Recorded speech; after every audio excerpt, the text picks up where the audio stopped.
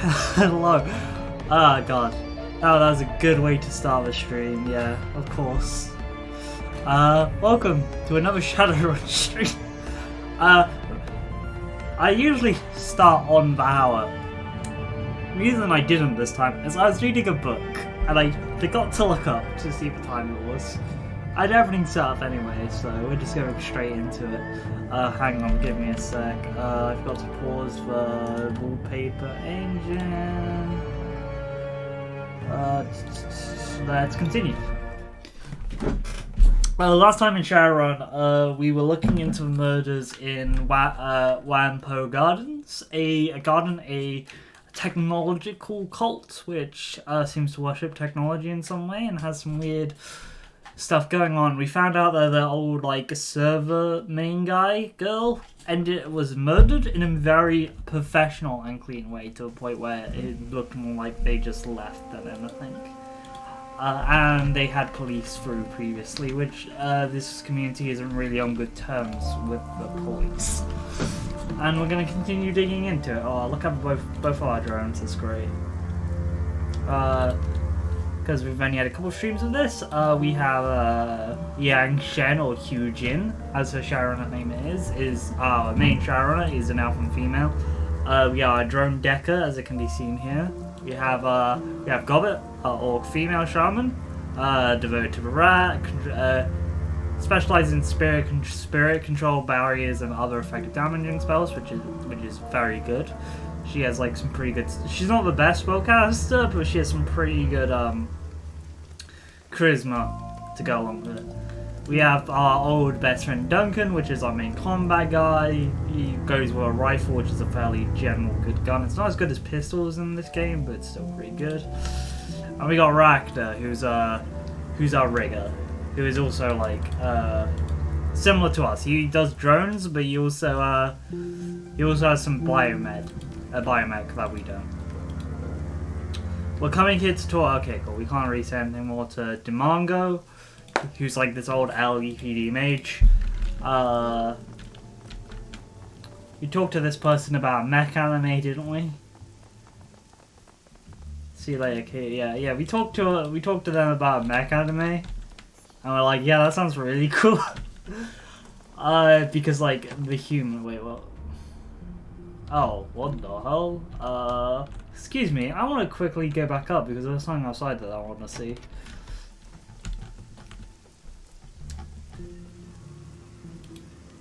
The non-humans? I can't really get what that meant, the graffiti saying. I was like, wait, is that anti-meta-human stuff? Wouldn't surprise me, but this place didn't seem really... Oh, okay. That's far enough, lady. The woman hefts her weapon, tossing a nod towards the gangers behind her. It's our turf. If you're looking to get a fix, you're welcome to trade. If you're not here for business, clear the hell out. You can try and wander around. You can try and wander our turf. We're gonna have to air you out. So what do you say? You're looking for a pick-me-up, a little nitro to give you some prep. Maybe you want some want some chips and to take the edge off. You want it? I got it.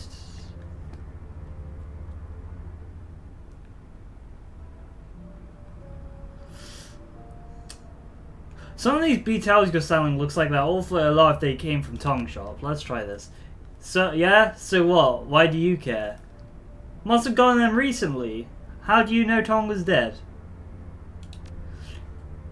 It's like this. Broken Thumb Yoon was walking down the street and sees a guy go into Tong's joint right at closing time. Tall guy hunched over, had this slightly grey poncho draped over him. Now, Yin figured that this was weird as hell, so he posts up and waits. He figures the guy will come out soon because Tong's closing up shop.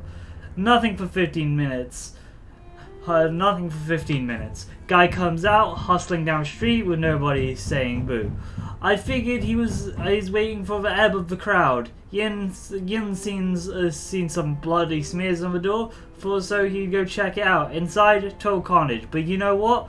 Tong's not going to be using this gear anymore. So what the hell is with it? Yin's jacked all of it. That's pretty cold. So sleeping on the streets or going hungry or selling BTLs. It's the life we've got, and that's the way it is. Anything else? What happened in the fight here? As far as I know, some police showed up looking for somebody. They got in here, all of them got killed. Whoever they were after, long gone by the time we showed up. Used to be a lot of Wampoos living here. They all cleared out, barring about ghosts and some shit like that. Have you heard of anything about the murders? Wow, okay, damn, ghost. Damn, I didn't realize, wait, what?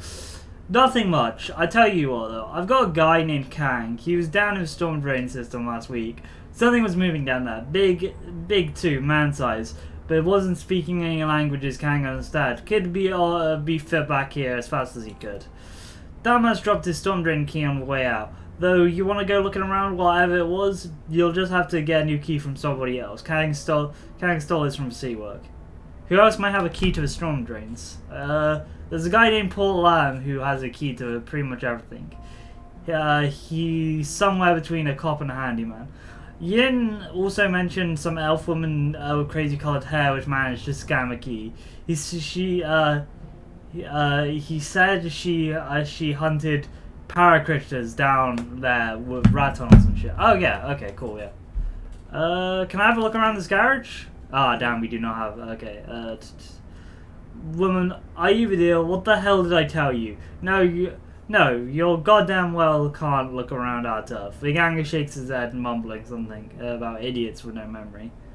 Damn, never mind. See you later. How big is this garage? Oh, there's stuff over there. There's blood over there. Let's say, investigate. We're gonna save, because I don't know if stealth's a part of this game, and I don't know if they'll just immediately attack us. We can't actually get around there without going around this way, which means they're gonna automatically attack us. Yep. What the hell did I tell you? Waste that idiot. Okay, cool. Damn. That's a lot of enemies.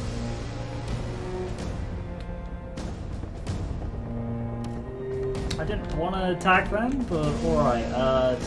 Let's get around here.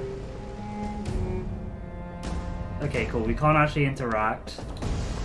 Also, I noticed we don't have a gun. Of course we don't, because we got like 2 things.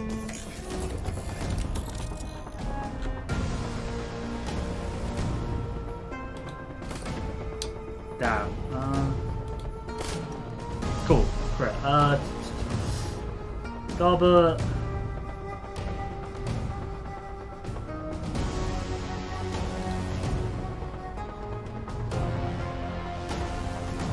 Let's get Duncan here. 7 damage. That's not good. Richter, we need to get him someplace with cover because he's also a drones guy, so let's see how well this goes. This one's 99.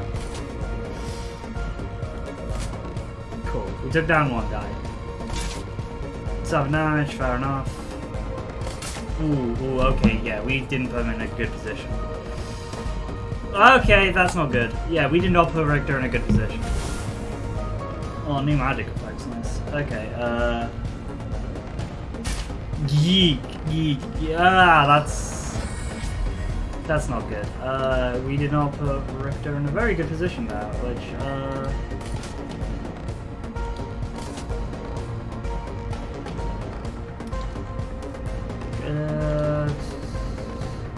dear God, we messed up.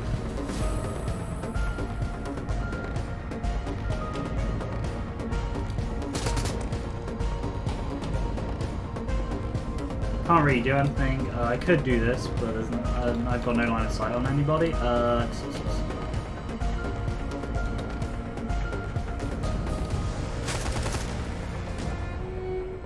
Damn. All right.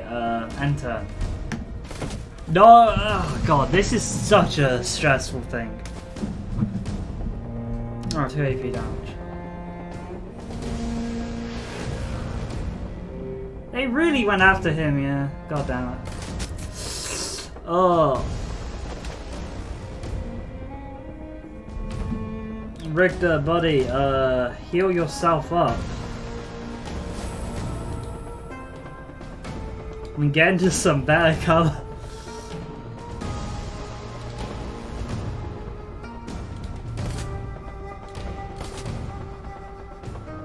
Yeah, I can't really do anything, so god damn it.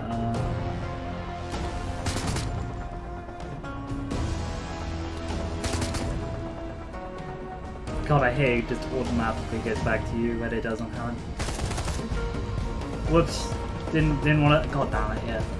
I don't have any weapons, game. I can't do anything. Ah, the drone's getting. Just taking a beating, man. We need to stop that.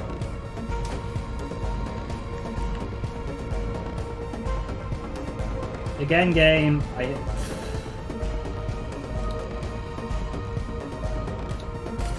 Cool. Ah, cover. God damn it. Stop going back to me.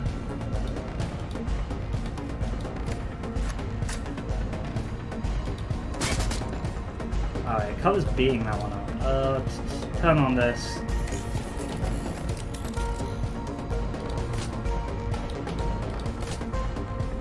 Ooh, that's barely a... Oh, thank you. God damn it.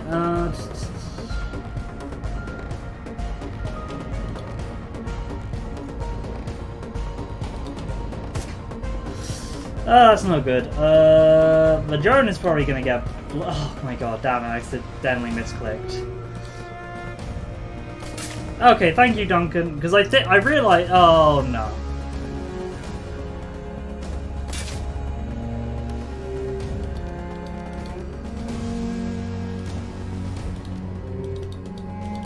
Not enough AP. And... Oh my god, no! Okay. Dear God. Dear God, is this not...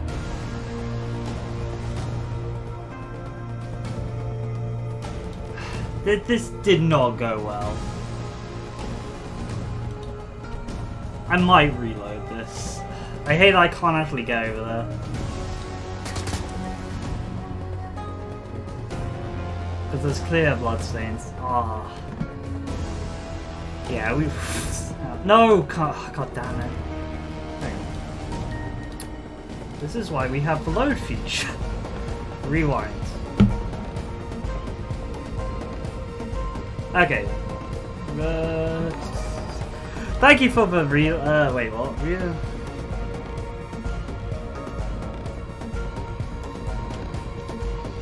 I don't know how the rewind feature works. We're just gonna click load game. Thank you for the follow, by the way, Mikey. We're not doing that. That didn't go well. We're not doing that. I'm doing well. How are you? How are you? Okay, hopefully it loads quickly. We're just gonna leave and try and find the storm drain key, and hopefully I'm good and exhausted. Hope you feel less exhausted later. Bloody drain. What? Let's just leave. We can't. I would love to explore this area. Wait, that's the main thing. It's optional. Damn it. I do wanna find what's over there, but we don't have the persuasion. Or do we have the karma to re-get another persuasion? So maybe if we attack them from this side, we could do some better. Yeah, let's try this. Let's try this again. Yeah, attack them. We still don't get the first turn? Come on, game.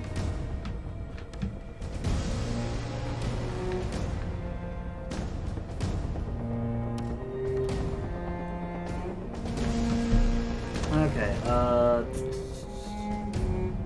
I'm gonna go here. Turn on my drone so I can actually do stuff, and which has good hits on this guy.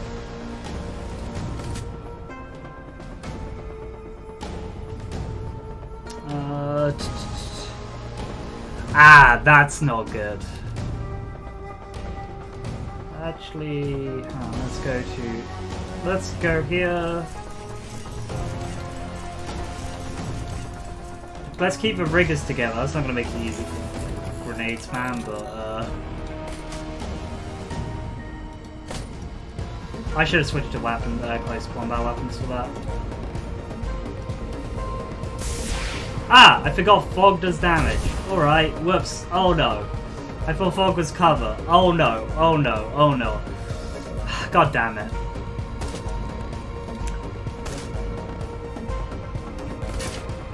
That was... I'm such an idiot. Yeah, let's just... I don't want to keep reloading, because I don't want to reload for every mistake, but dear god, did we just mess up. Oh! I'm gonna die! I see. Okay, cool. Yeah, this isn't good. Does he have a... No. Gobbler is the only one with a, res kit.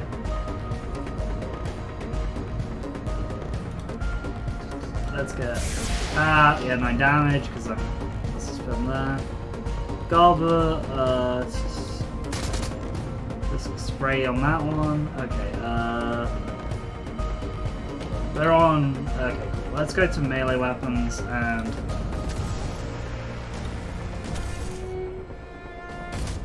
God, yeah, we're gonna die here. We're gonna die here. If I actually used my spells correctly, we would have lived. But like... Okay, let's get out the fog, so we're not dying, and turn back on our drone. So we can actually have more damage. Flanked. Let's do heal, so we're not all dying, and get you into some cover. Is there any cover around here? Well, not really. Wait, what? Oh wow. Damn, I didn't realize you had this weapon. So we're turning around.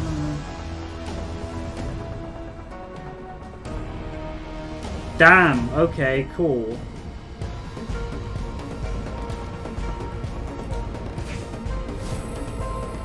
That's really cool. Okay, cool.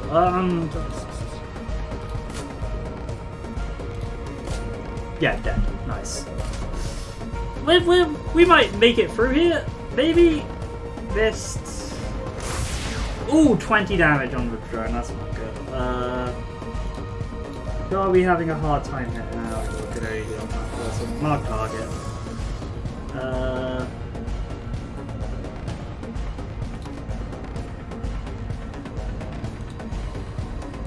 Steal on that. Oh my god, Duncan, please. 6 damage isn't great. That's not great either. Drone. Okay, our drone's not. Okay, thank god it actually hit. Oh, thank god. Okay, cool. Ow. Okay, she's down. We don't really have healing kits, so we're gonna have to end this fight quickly, which we're not going to be able to, I don't think, because we can't really hit anything. We'll do decent damage to anything.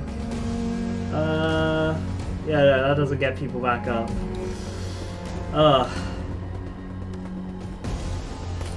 And the spell dropped because she died. Okay, that's not great.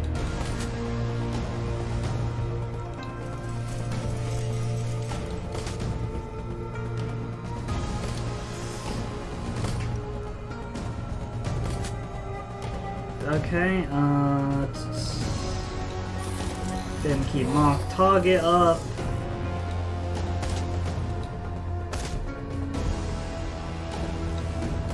Missed.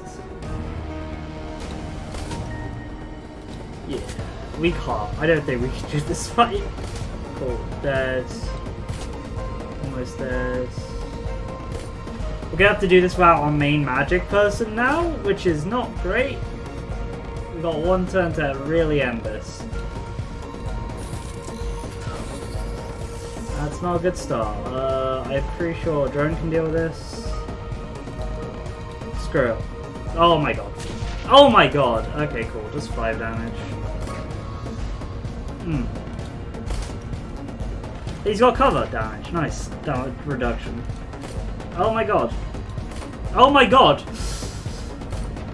Oh, really? This is how this is gonna go? Okay, yeah, Goblin is just dead. Oh, she's just dead.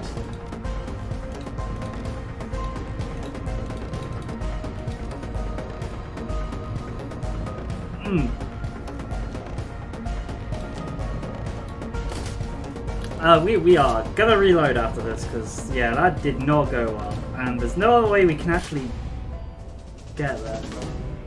God damn it. I don't want to lose Goblin. If, like, a teammate dies, I'm like, yeah, we're reloading. We should have brought more healing items. There's a lot we could have done there. Also, not poisoning ourselves and putting all of, like, our big guys in no cover, so... Let's do that fight. Let's give that fight one more shot, and hopefully we can succeed at that point. But if we can't, we'll just give up and go find a storm keys. Oh god, I both love and hate the etiquette system. I believe. Can I not? Damn. Sometimes like I was like, oh, could we just like preemptively? But no. There's no way we can preemptively get everyone ready for this fight. Because they will always take the first round. Which, yeah, there's some parts of the Shadowrun games where I'm just like, enemies always getting the first round of combat to position themselves is really annoying. Especially in like how tabletop games work, just generally is you're like, you roll initiative and everyone gets a fair share of like when they go.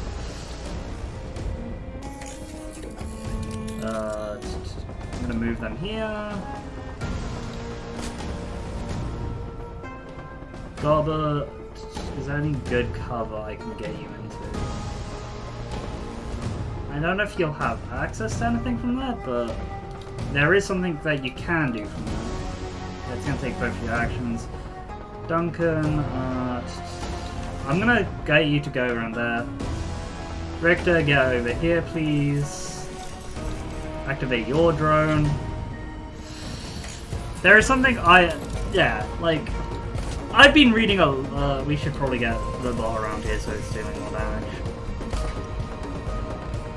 There is something okay, that guy's just ran away. I've been reading a lot of tabletop books recently. Ooh, damn, they got both of them, damn, that's not good.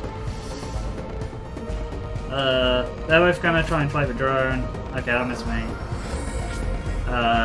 We can do stuff with that. I don't understand this game, but I'm trying. Okay, so you know XCOM? Have you played XCOM?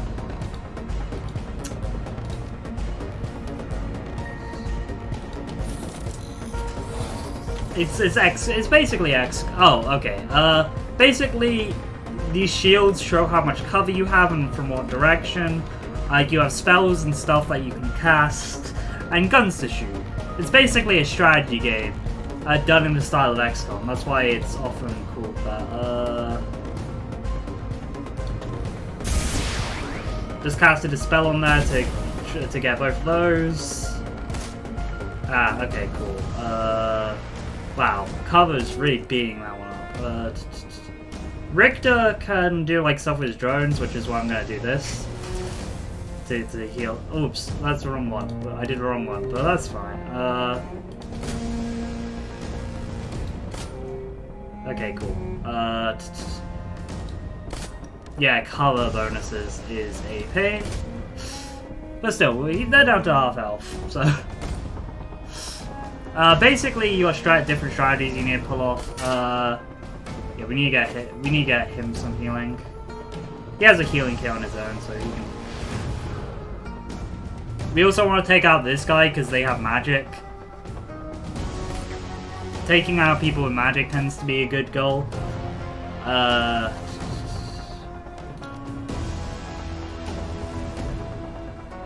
on, let's go over to Richter because I'm pretty sure. Let's do this so we can actually repair our drone. Cool. The drone itself, I'm pretty sure can. Oh, come on, I didn't get. Okay, cool. It took 2 turns to get that one down. I don't actually have any weapons. I'm mainly a support for everybody else. God, heal up Richter quickly. And with that, summon a thing. We got a lot of like allies going on basically. Is that ranged? Nah.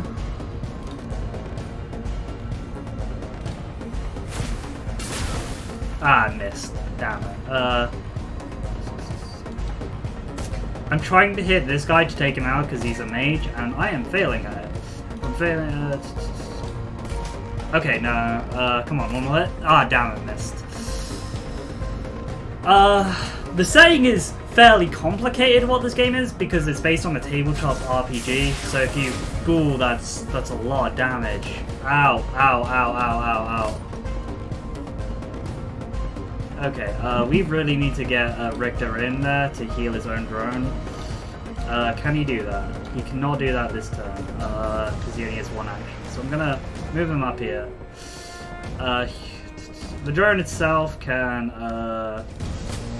get rid of this guy and begin to shoot this guy.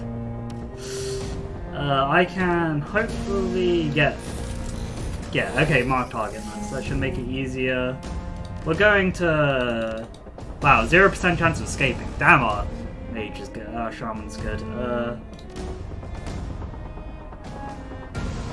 We're just gonna do this one because it does most damage. Oh, that's what we like. Okay, that's cool. Then it's gonna go over here and attack this person. Missing, but still. Okay, cool. Oh wow, it does AP damage. That's actually surprisingly decent. I don't know. We just missed all those gunshots. They already got. They already both. Yeah, okay, this. Okay, we knocked them both out from acting, so that's why they have like Z's above their head. I need to get my drone a bit closer so they can actually target. What's this do? What's this ability? Oh, I can like heal them up. Cool.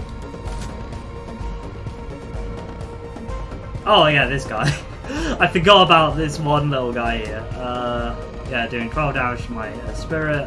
Duncan is not Duncan.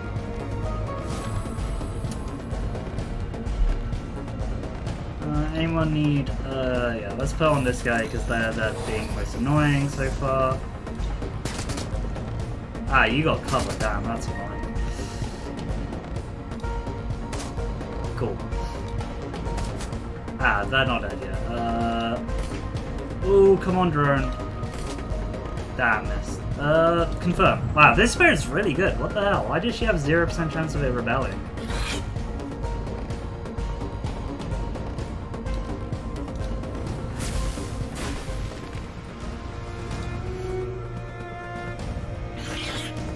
Oh, damn, miss. Let's just keep hammering home at that one. And this is the only guy left. He can't really do much now. Let's go to the spirit.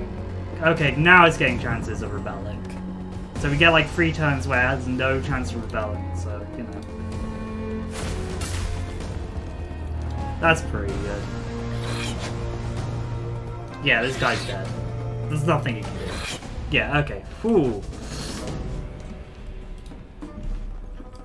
We took a lot more damage there than I would have liked to, but... A small PDA sits on the table. The dull glow of the screen illuminates the surface around it. It does not appear to be locked. Check recent emails. Sorry, my client, please select new gang located in garage. Wilson, we got a go-ahead from the Wimpern elders to move into parking garage. Whatever the fight happens there has really spooked the locals. They're suspicious about moving back into a place that they can't feel, that they could be filled with angry ghosts. It's a bunch of bull, but whatever. The bottom line is we have a new place to set up shop. The only requirement is we pay a percentage of our sales back to them. We keep anyone nosy out to focus on me. Where the heck is Krang? I don't know where Krang is. My main thing was like, oh, in tabletop games you usually get a chance to like avoid being your enemies as positioning yourself before you, because you can roll initiative and like it's a mixture of when everyone goes. But because this game is more like a turn-based, well, it is both tabletops are turn-based, but because the enemy goes and you go, you don't have that luxury.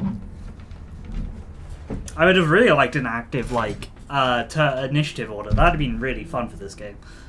Kind of like the newest XCOM, XCOM Chimera Squad, but they don't have that. Last night I heard from him he was checking out the storm drains, looking for a place to use a drop, so we wouldn't have to stash all the chips in the garage. He came back up. He said something about seeing a monster down there. He described it as a man-sized but covered in gore and speaking some kind of monster language. He was so spooked he dropped his key to the giant rain way out. Total idiot, so I told him to take a few days off. If you're still looking for him, check him in his flat in San Hong Kong. He's probably still drunk off his ass or something. Unfortunately, that means we don't have any more keys to the storm drains. I know Paul Lamb has some. Maybe you could ask him. There's some elf woman named Rainbow Smite that's been down there hunting para creatures. Maybe we could get a key off her. Elder murders. I don't know if any of you have heard the way the elders have been getting gutted, picked off one by one, but stay out of it. There's been nice enough to let us set up shop here, but their business is in our business. If anyone asks you to look into it, tell them to talk to me. I don't want to get mixed up with our politics, ripping these crazy tech junkies apart. We got a good thing going for us out that is picked up Tong's BTL stash earlier tonight. Ewan saw someone into Tong's shop right before closing time, and when he came out the door, he was unlocked. Tong was ripped apart. Maybe he was the killer. Maybe he was just picked the place over like we did. Either way, let me say it again for you boneheads. Stay out of this. Well, they're all dead now, so that's not the greatest thing. I didn't want to kill them, but yeah, bloodstains. I could see this in the background. A dried bloodstains and bullet holes pocked the floor and pillars of walls of large parking garage. Judging by the number of bloodstains on the floor, multiple people died here. To call it the scene bloody would be doing a disservice. This was a massacre of tremendous proportions. Look at this, Hujin.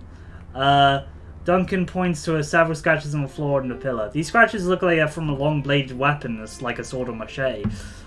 Matches the wounds on Tong's neck. Our killer must have fought the HKPF in here and cut them apart.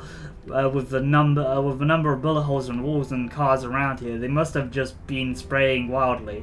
Duncan checks the chamber of his assault rifle. I tell you what, I don't have time to fight this manic at. I don't want to have to fight this manic at close range. Looks like we might have to. Dried blood and clods clog the drain. As you look closer, however, something catches your eye. A red colour that doesn't match the hues of the gore surrounding the drain. Bending closer appears to be a small nugget of some kind. Fish it out. We don't have academia. Damn it. The nugget, upon closer inspection, looks like a chunk out of some kind of synthetic ferroplastic. It's got rugged edges and it broke off a large object. A number of smaller markings are practically observed from the scratches. Examine the markings more closely. Brushing away some of the dust, you pick up a fragment of the bit of ferroplastic. The scratches and markings on the nugget look like Chinese, but despite how closely you look, you can't decipher its meaning. After a moment, you realize the reason. Not only are the markings fundamentally, the language is also actually Japanese. The characters are close enough to be familiar, but too difficult for you to read. Maybe an expert in armor or foreign languages could help. Okay, that's not. We gotta find someone for that now. Oh, maybe like the anime fan that we saw could decipher the Japanese. It's worth a shot. How's everyone's health doing, actually? 30, 40, 60... Okay, you're like down 10. I can't actually see my drone's health, can I? No, I can't see we can't see our drone's health. That's an issue.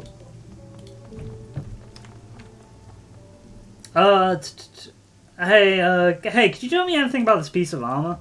Occasions you a quizzical look. I own a food street car. What makes you think you know anything about armor? It's a nice piece of... Is it made of rice flour or something? I was hoping you could translate some of the Japanese on it. Oh, in that case, I actually can help you. Let me see. He turns the chunk of armor over in his hands, peering at it closely after a moment he hands it back. It says Renraku Kabushki Geisha. Yeah, no, Geisha. Geisha? Yeah. Renraku Raraku Kagaku Kabashki Geisha, which is something. Geisha. It's a Japanese name for Renraku. Yeah, Renraku. Renraku's a megacorp in this world. Renraku Applied Sciences, the material research branch of Renraku Asia. The hell did you get this? I think it comes from the person that's been killing the Wampon elders. K's impression turns dubious. I don't know much about the megas, but it seems like it's pretty rare armor to find on a serial killer. I don't think off-the-shelf armor has this research mark, and it's pretty much high quality. You'd be well connected to get something like this. See you later, K. Kai. Well, how do you pronounce that name? Let's talk to Dampu to see if he's got anything.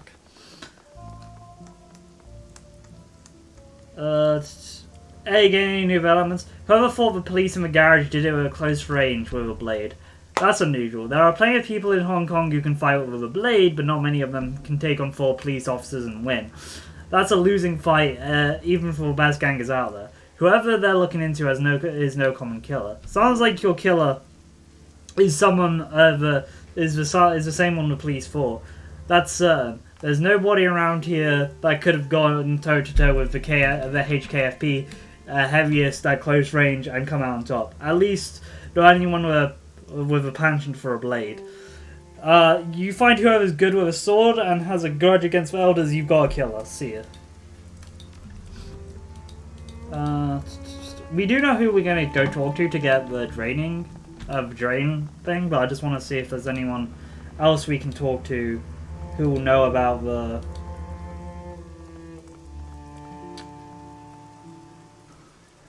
can you tell me what sure, what do you want to know? Some of Magpie's gear is missing. You'd have any interest in it? That depends. What's missing and what's there. A lot of chips have been cleared out and software too. There's some there are fully built deck stars still there. That doesn't feel right. A Wampu wouldn't have wrote for our things. It's not our way. Any kind of theft like that is taken very seriously, and nobody who knows how to move chips is hurting for money. Even if they were, they're risking too high. We're still a small community, everyone would notice. If I had to guess, I'd say it's an outsider looking for her gear and stashed it somewhere. Are there any outsiders who've been snooping around? Other than you? No. Other people do come and go every day, but nobody stays. The only thing they're here for is business, as she has stole her stuff, they're in hiding. Come to think of it, Magpie did have a stockroom hidden in the basement of some of the restaurants around here. She was awfully cagey about where it was, I never saw the key. Maybe the key's down there. Let me ask you something else. Okay. See you later. Damn, wait, what?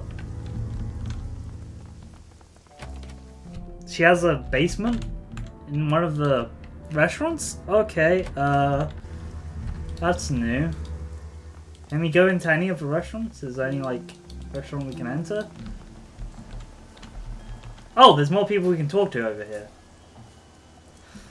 No, I didn't notice. Okay, cool. Let's try these. Let's talk to more people.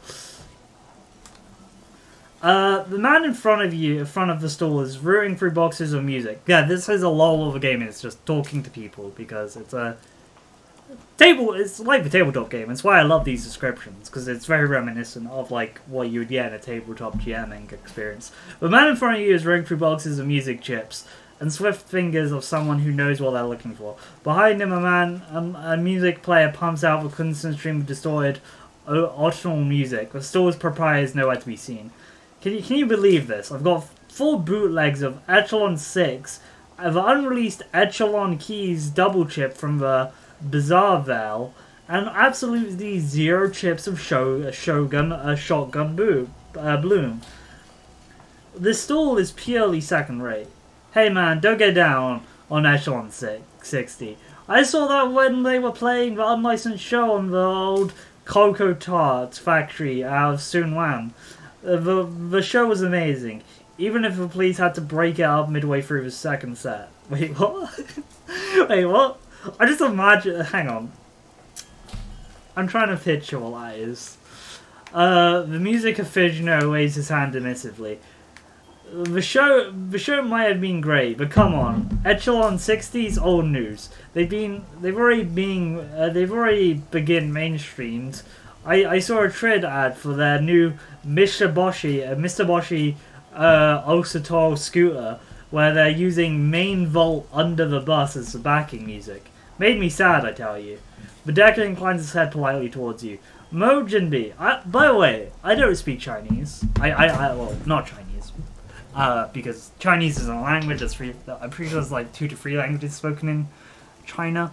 Don't pronounce any of them. And I realize I'm peeking the mic, so I'm just going to move it a bit far away and talk with a little bit of a lower register. A quieter tone. Sorry about that if that was too loud for people. It's like happened. I need to like figure out what happened because my mic became really sensitive a couple months ago. Don't know what's happening with that. But actually I can do something with OBS. Let me just do that. Okay, that should be better. That should be better. So God, yeah. So there was it. My brain can function here. You know, I can't speak any of the languages in China, and I can't pronounce it very well. I'm very keenly aware of this. As I mentioned, I've been reading a lot of tabletop books because I've been running them, and one of them is set in China. Not Hong Kong, it's set in a different city. It's not Shadowrun either, it's Well for the Apocalypse, but you get the idea. You get the idea. I can't speak it.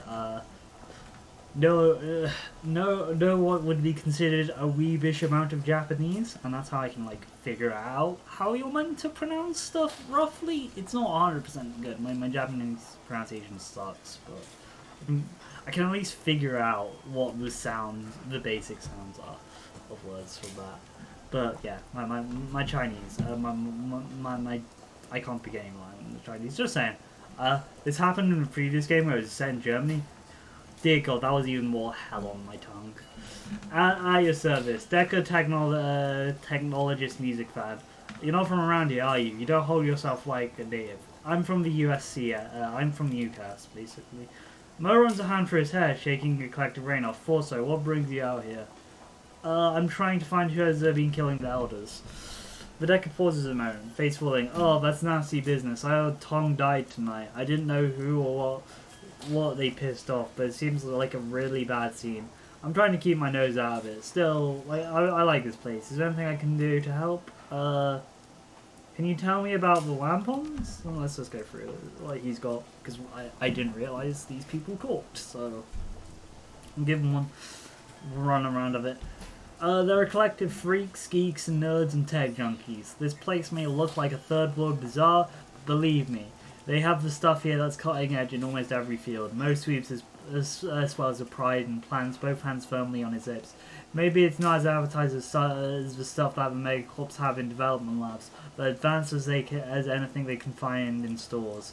People come from all around the world to buy and sell here, and work out details for big shipments. We got contacts with every pirate and smuggler group in the South China Seas, and every major syndicate and gang of the Free Enterprising Zone, which is Hong Kong. That's Hong Kong. It's ruled by megacorps, and knows not to mess with us. Not only are there a lot of us, nobody wants to lose what we're selling. The Red Dragon made a play 4 years ago, but we chased them out. Mo gestures to both hands and shooing away bothersome insects. Scurried off back to Whole Man Tin, and they've never been back since. Good for you, that's how you survive. It's all about playing the angles. Yeah, it pissed them off, but we sold goods to the Yellow Lotus at a discount. In exchange, the Yellow Lotus keeps them off our back. You don't need to beat up the big guy to win. You just need to make him step back so another big guy sees when he's off balance. Stand up fights for the megas. We're about survival, just like everyone in the shadows. Know anything about the murders? I'm trying to stay far away from it as possible. I'm not connected enough to hear stuff reported. And all we talk about monsters is just plain dark. I'm not afraid of monsters, but I don't want to get in their attention. All I know is a couple of months ago, we had Elder God, I can pronounce that name. Namraka, I'm pronouncing that wrong. Yotun again, and Magpie, and now we don't. I've heard about Magpie. Sounds like she was a bit kind of vicious. To be blunt, she's a hateful, screwish old badger of a person. It was always her way or the highway, but she'd butt heads with other elders on down the area thing. The last fight was with Tang over something or other. I guess she ended up throwing something of his micro drones into a deep fry and threatening to kick his ass about around the block. What was her line of business? Matrix gear. Okay, yeah, we already know. We already know this, but it's still good. Her shop's called the Jackpoint, and not very imaginative, I know. She always had her hottest programs, best chips, and she made some killer decks for everybody willing to pay her rates. It cost plenty of New Yen, but she was one of the best of the business, at least in Hong Kong. If you want to know more about her, you should talk to Zippy. He's one of the people around here who got along with Magpie. You probably find him by the MRT station. He loves this steam bun car over there. What's your area of expertise? I'm a decker, which is a hacker, again, for your knowledge, Mikey. I used to be a company man years ago, pushing codes on servers, smearing the little cyber pukes that would try into our secure systems. I made a pretty good living, had my own place on 48th Street in a corporate skyscraper. It was the kind of things that Sims teach you everybody reaches for, the dream life. Sounds like hell on earth for me, to me. Mochuk was running after us there. Well, it wasn't so bad at the time, but for the long run, I think you're right. I'm not as comfortable out here on the edge, but I'm a lot happier. I found out that company wasn't what I thought it was. Sure, they paid me well and kept me in creature comforts, but I accidentally looked over some misfiled reports while cleaning the company's data store. Turns out the company's security rigger, which is people who use like robots and drones, the company's security rigger had gotten drunk and blabbed about some project or another being over budget and behind schedule. That's not good. It's a fireable offense, right? Purses his lip, he glazes in the distant moment. Well, upper management was worried that info would hurt the stock ratings by a fraction of a point or two, so they fired the guy with a 808 round right through his skull. That seems drastic, yeah. Yeah, that does seem that does generally overkill. It may have only been a fraction of a point, but that was still 10 millions of New Yen. I guess that went beyond the firing of offense, directly into murder territory. What's worse, since I know about both the project and murder, I could have been next on the firing line. I wasn't worth the expense to hunt down, as long as I kept my head down, so I came out here looking for like-minded deckers. I guess I ended up staying because I could get a sense of community here, and I can't get out of other places. Max Pie Shop has a lot of missing gear. Anyone know anyone who might be fencing it?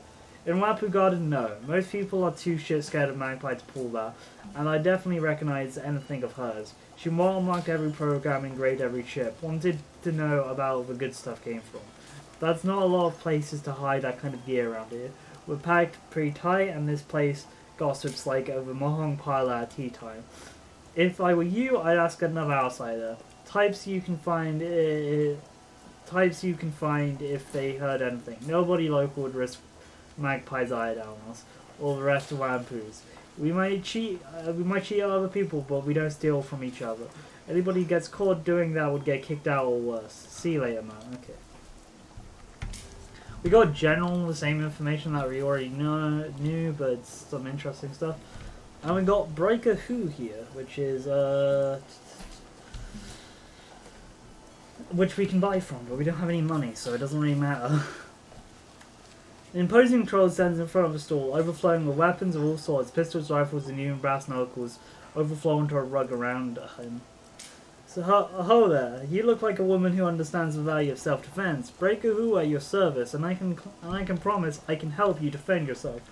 What do you say? Want me to take a look? I'm more interested in information. Yeah, tell me what you want, and maybe I can help you out. Know anything about murders? Just that the elders have been getting hacked apart. I've tried to stay away from all that. No sense painting a crosshairs on my own forehead, right? The troll shrugs indifferently. I'm not important. I'm nobody important, and I aim to keep it that way. What impressions of the Wampu elders? Can't say I associate much with them. They recognize big trade deals within the Lojo. I don't even know how you pronounce that one. Gonna be honest. Pirates, the triads, and the legitimate businesses. They tell us if someone needs to be blacklisted and dispense justice when someone breaks the rules. Beyond that, they leave us alone, and I leave them alone. I'm not important enough to register on their radar. God, this person was really hammering home. They are not important. You know anything about the Elder Magpie? We never met her. Thank God. She ran Vdeca. Vdeca's almost mostly, since she had to deal with chips and software. I heard that she had hard work with. I think the phrase I overheard that was she was like a shrieking harpy with a fresh corpse. I don't know. Maybe you should ask Zippy. He's a sharp one on the deck, so he'd know more better than most. Aside from Tog, who's slinging BTLs around here. The Red Spear Gang, they ran up in here sometimes, but they don't cause trouble. Check out the parking garage out there. They usually are holed up there. Step tightly though. If they don't know you and you cop an attitude, you'll be put in the crowd. We've already dealt with those people. Funny thing is, I heard that shootout with Hong Kong police in the garage a month ago. I was away in Beijing at the time, so I didn't see it directly, but everybody was talking about it when I got back. Why is that funny?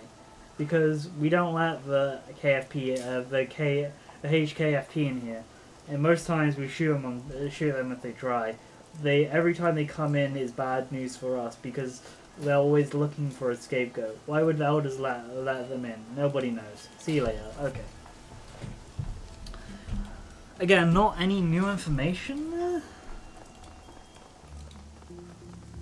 And we kind of want to stay out of actually talking to the elders because we figured out they're pretty sketchy in some regards.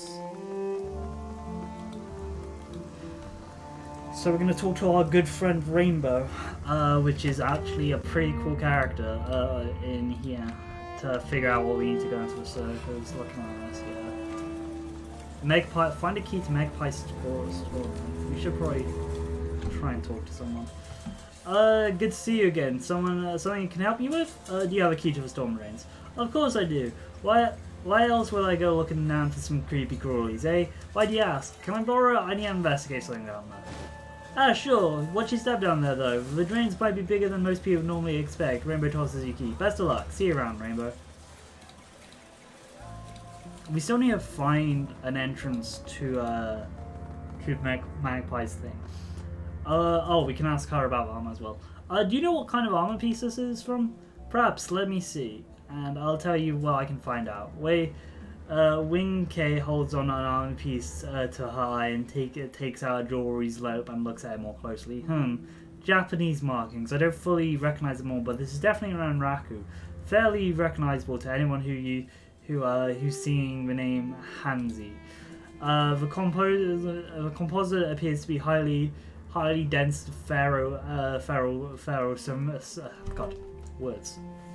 words are difficult. Ceramics. Probably barren cable with an interwoven bio armored niche. The strains on the edges suggest that it's contained a pocket of silica suspended in polyethylene cholesterol, similar to the commonly sold gel pack technology. This armor could withstand significant amount of impact force. Even the standard 7.06mm rounds wouldn't have much effect chance penetrating it. What could penetrate it? High velocity rounds with tungsten cabin penetrator would be most common. This is the kind of armor piercing round. Discarding sabot rounds were designed to defeat. A Diokoto melee weapon could do it as well, but there wouldn't be this kind of splintering at the edge seam case EX explosive rounds. We'd see the sprouting in the backside. Dear God, this is a lot of techno jargon there. Whoever shot this off the owner came loaded with the right kind of weaponry to get the job done. That's for certain. And you don't carry around the kind of ordinary around unless you're sure of what you're facing. It's just too expensive to commonly carry. Goodbye. Okay, so we know the police probably knew who they were attacking. Which again, we would go to the police if we weren't like on their radar and they would kill us. Do you have anything to say? Can we? Yeah, no. Okay, see you later. How are you gonna find Magpie's shop? That's interesting. I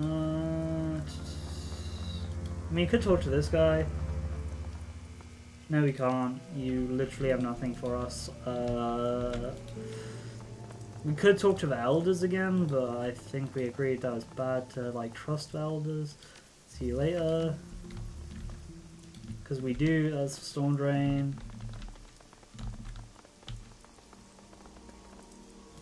Okay, we might actually have to talk to the elders. Whoopsie daisy. You know, I don't think there's nobody else to talk to. Yeah, we talked to them about Magpie's secret stash. No one's really, as if he told us about it. I mean, yeah, let's save before we do talk to the elders about it. Because that is one of the things. And we can't get into any of the restaurants. Oh wait, well, why can't we save? Okay, now we can save. And, let's go talk to him. I'll be going for now. Okay, wow. Okay, we can't even talk to him about this. Alright, how are you gonna... There's no other shops we can go into. We could go into this, but this isn't a restaurant. Yeah, this is just a murder scene. A crime scene. Yep, nothing here. We've already looked around every place. We even did a little magical scanny scan on the corpse. Let's go into here again. No, yeah, we've done open server, display case, Magpie's desk. Maybe there's something on her desk again that we can find? Leave desk alone. Okay, cool. We don't. Okay, how are you gonna?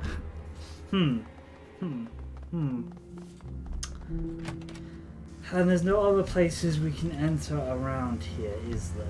Because besides the garage, which we looked around, we've just got the storm drain, which...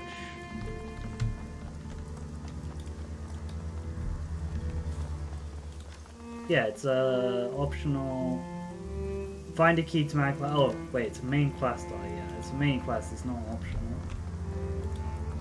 I mean, I guess we should just follow with storm drains for now.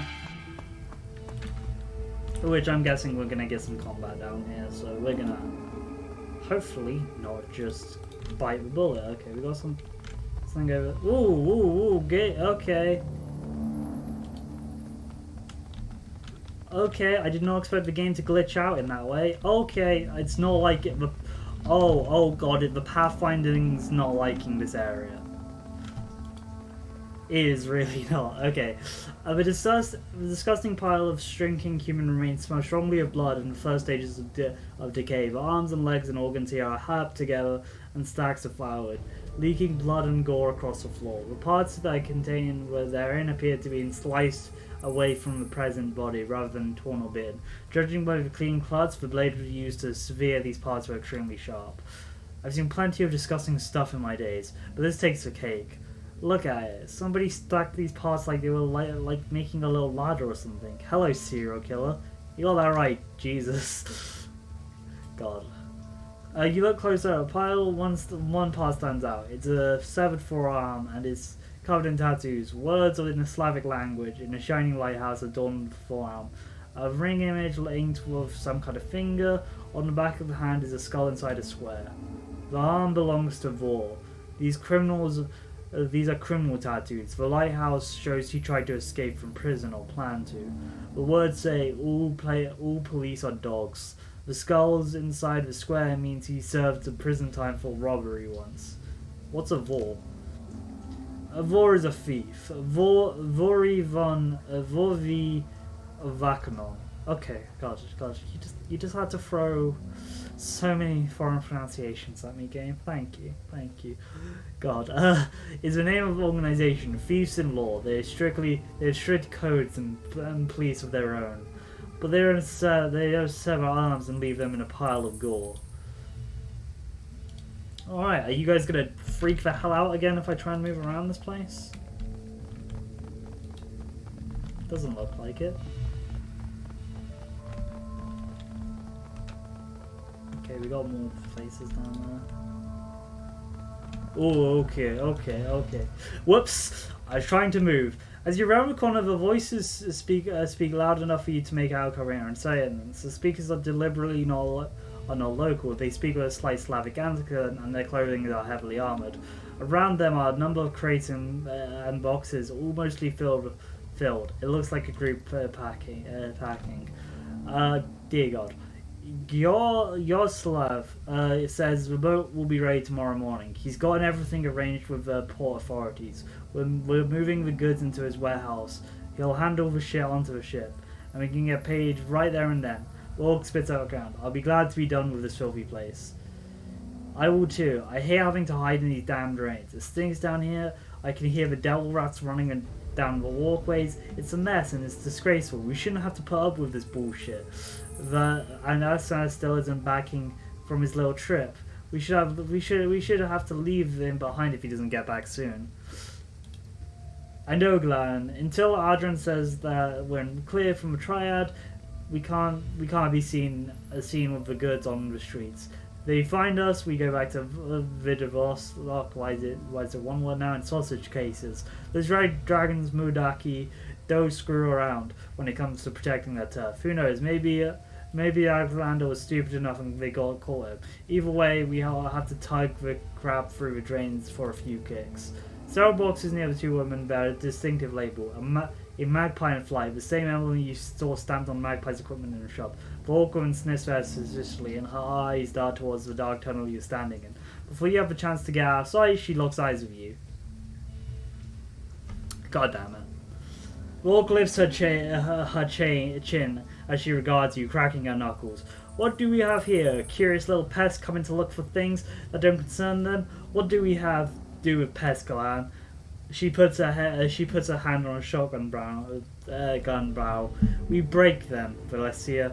Then we hammer them on a spike, each of their throats, so they know whose body knows. Everybody knows who sees their body is not to meddle in our affairs. I suggest you stay where you are, pests. The Wildfleet elders know I'm down here. No, they don't actually. I'm not here to meddle. I'm just looking for a serial killer. Dear God, do we not have etiquette? Well, you found some, friend, us. You think you can just walk out of here after finding us? Think again. Hope and goodwill. Because I know what happened to Alexander. Velas's arms narrows and hiss her words through her teeth. If you're so much as touched him, you're the stuff of legend. I promise. Where is he? The serial killer I'm looking for got him. Why should we believe you? I think you're just trying to save your own skin. Right forearm, lighthouse tattoo, Russian words underneath that. On the back of his hand, a skull inside a square. Sounds familiar? This grain is strange of significant glances. Okay, so you've seen the arm. That doesn't prove anything. You could have just seen it on him. I'm getting tired of this. Down the hallway in the drains, there's a pile of body parts. His arm's in it. You could go see for yourself. You're right. There was the act of someone very sick. We can talk peacefully, but keep your hands where I can see them. You took Magpie's key cards, didn't you? Damn, okay, cool. Found Magpie's stockroom. How to search Magpie's stockroom. Okay. Yes, we did. Alexander took one earlier. He said he wanted to sweep the stockroom, see if there was anything worth selling. Valsa tosses you a quick cut. Here, we don't have time for this. We will have to move this gear. You want to play detective? Go right ahead. Actually, okay, cool. We can just get back outside. Anything in here we can investigate? No, we can just talk to her. Does she have anything to say? You again. What now? Is there anything you can tell me about murders that I might not know? You think we get out a lot? I wouldn't have even known about murders if I hadn't bothered to come down here to get a soy calf last week. It's none of our business. This isn't a problem, and I like it that way. Okay, cool. Alright, luckily we managed to avoid a fight, which I think is fairly good. Yeah. So search for a killer in the garden, and we got a key card at least, so we can. Oh god, everyone's glitching out around here. Despite the darkness, you see something glaring at the edge of the drain. You look closer, it appears to be a necklace of a chain of some kind. It becomes caught in the drain's gate, narrowly avoiding falling down into the deep pit. Take the necklace. Lifting the necklace out of the drain, you turn it over in your hands. It's a simple silver pendant on chain. A silver pendant that depicts a long-tailed bird in flight, a magpie. Okay, so we know... God. I think it's because we have 2 drones, which is causing this issue. Will she know? Okay, cool. We can't even talk to her. Okay, we can. The game was just loading. See you later, because we can't talk to you. As we go back up, let's talk to Zippy, because he might know what this necklace is, or where it is. Can you tell me more about the magpie? I found this necklace. Was it magpies? Tons of necklace over and fingertips. Yeah, that was hers, right? Where did you find it? In the storm drains. It was covered in blood. Zippy takes a long, slow breath and exhales loudly. Whoa, shit. Zippy shakes his head across his arms. I guess she didn't disappear after all. At least not in the way I thought.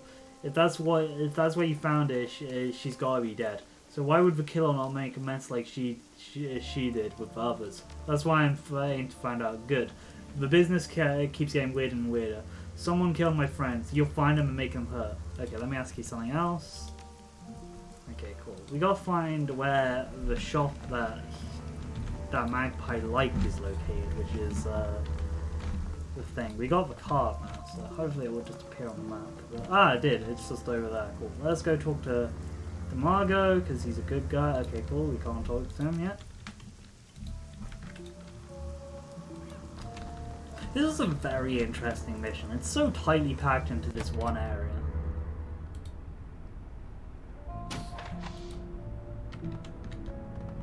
Okay, we got food.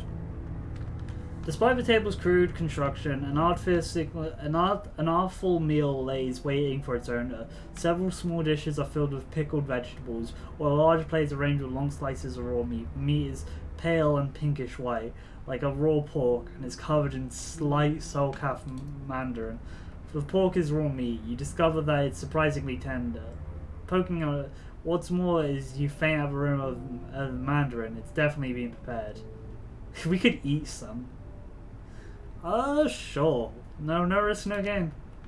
The flesh is a little tougher than you would expect, but surprisingly favourable. There's no bitterness or gristle in it. A few moments, you finish a small piece, and it leaves you with a embarrassed hint of an aftertaste in your mouth.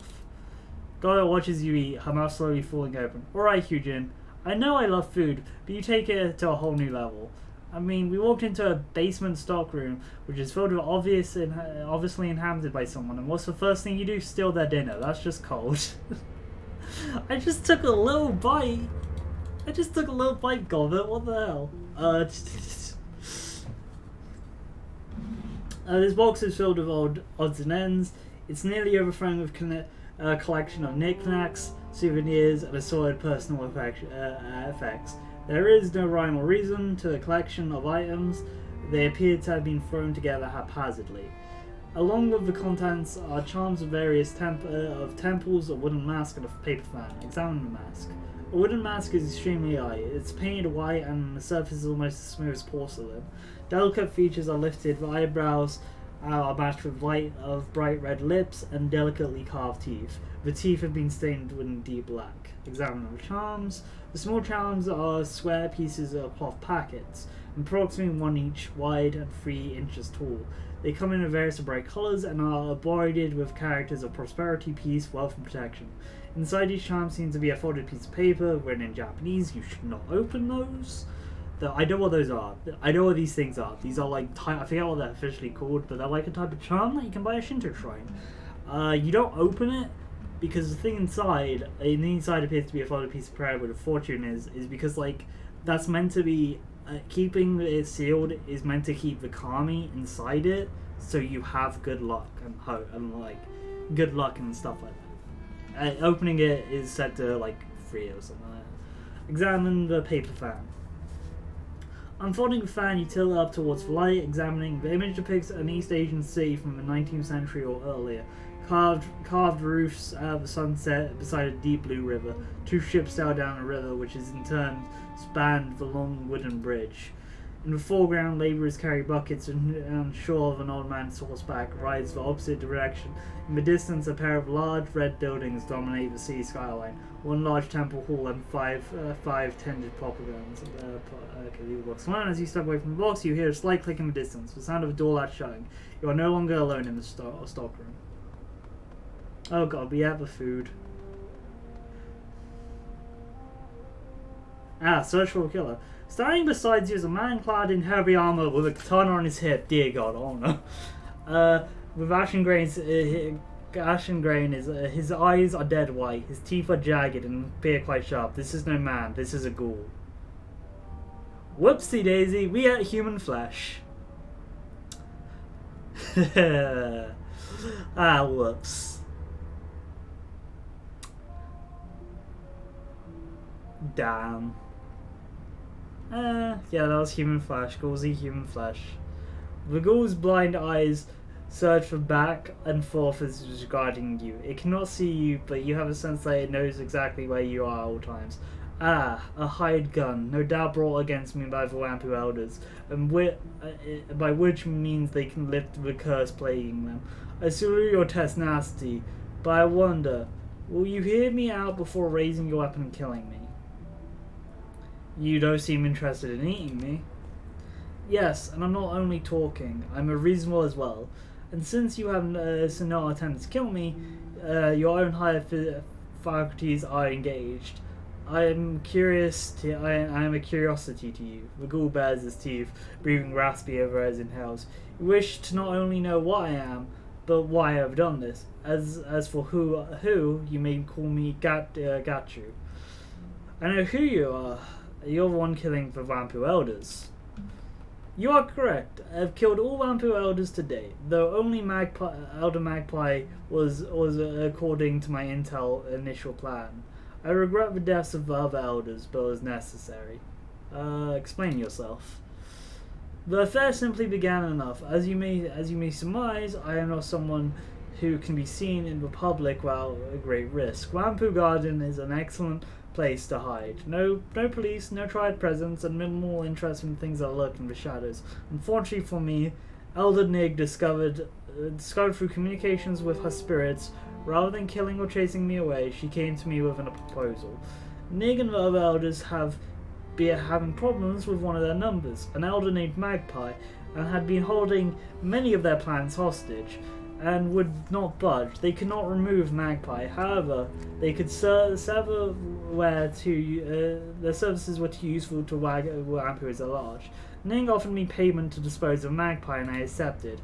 Wu shoots a sidelong glance and tusks behind his jaw.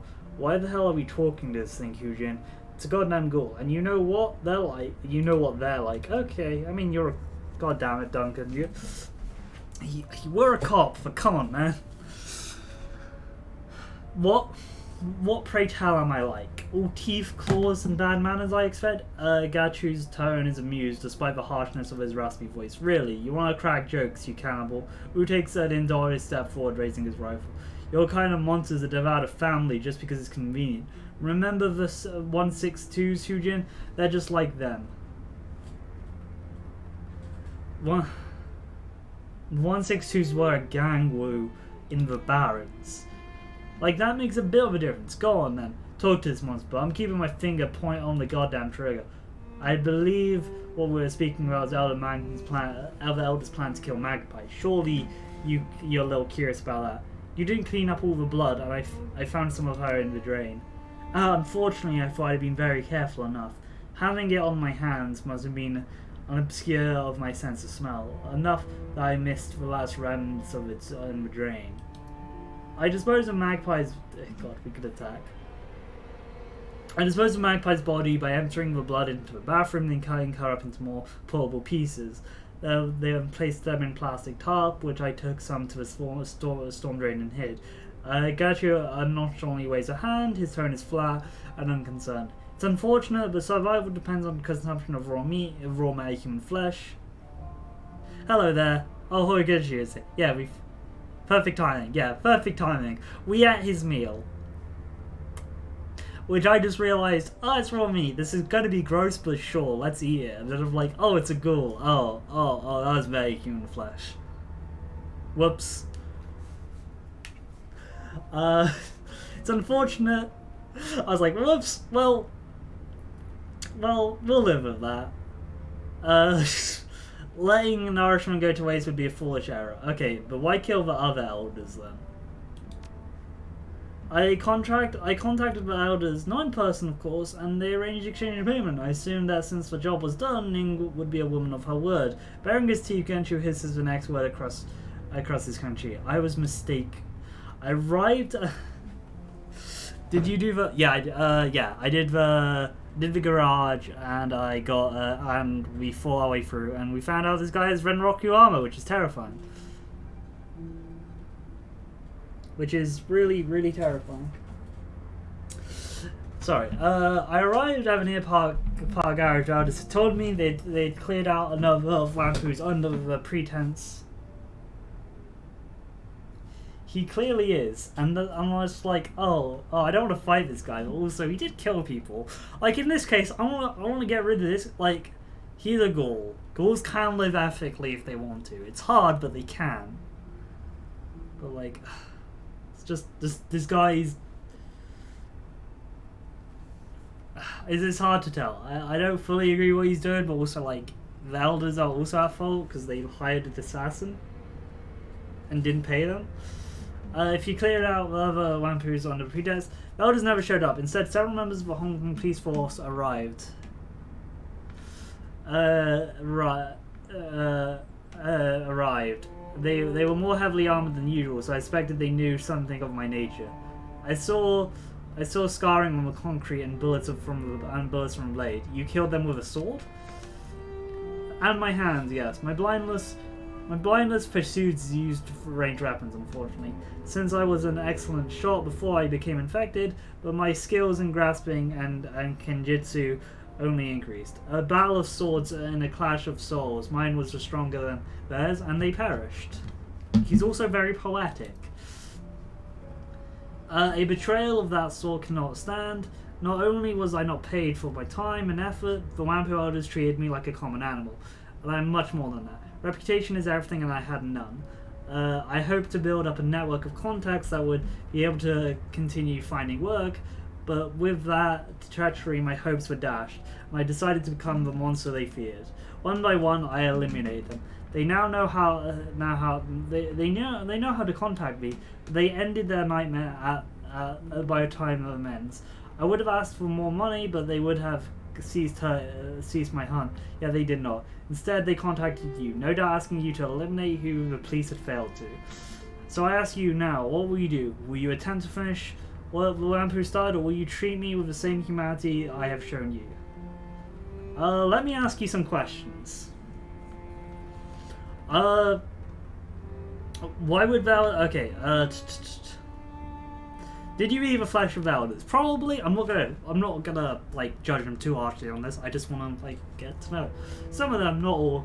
My condition requires consuming raw human flesh. But I do not require a great deal to survive. Perhaps 3 to 4 pounds a week. Consequently, there is vastly more supply than demand. Okay. Where is it? Is this from your armor? Ah, yes.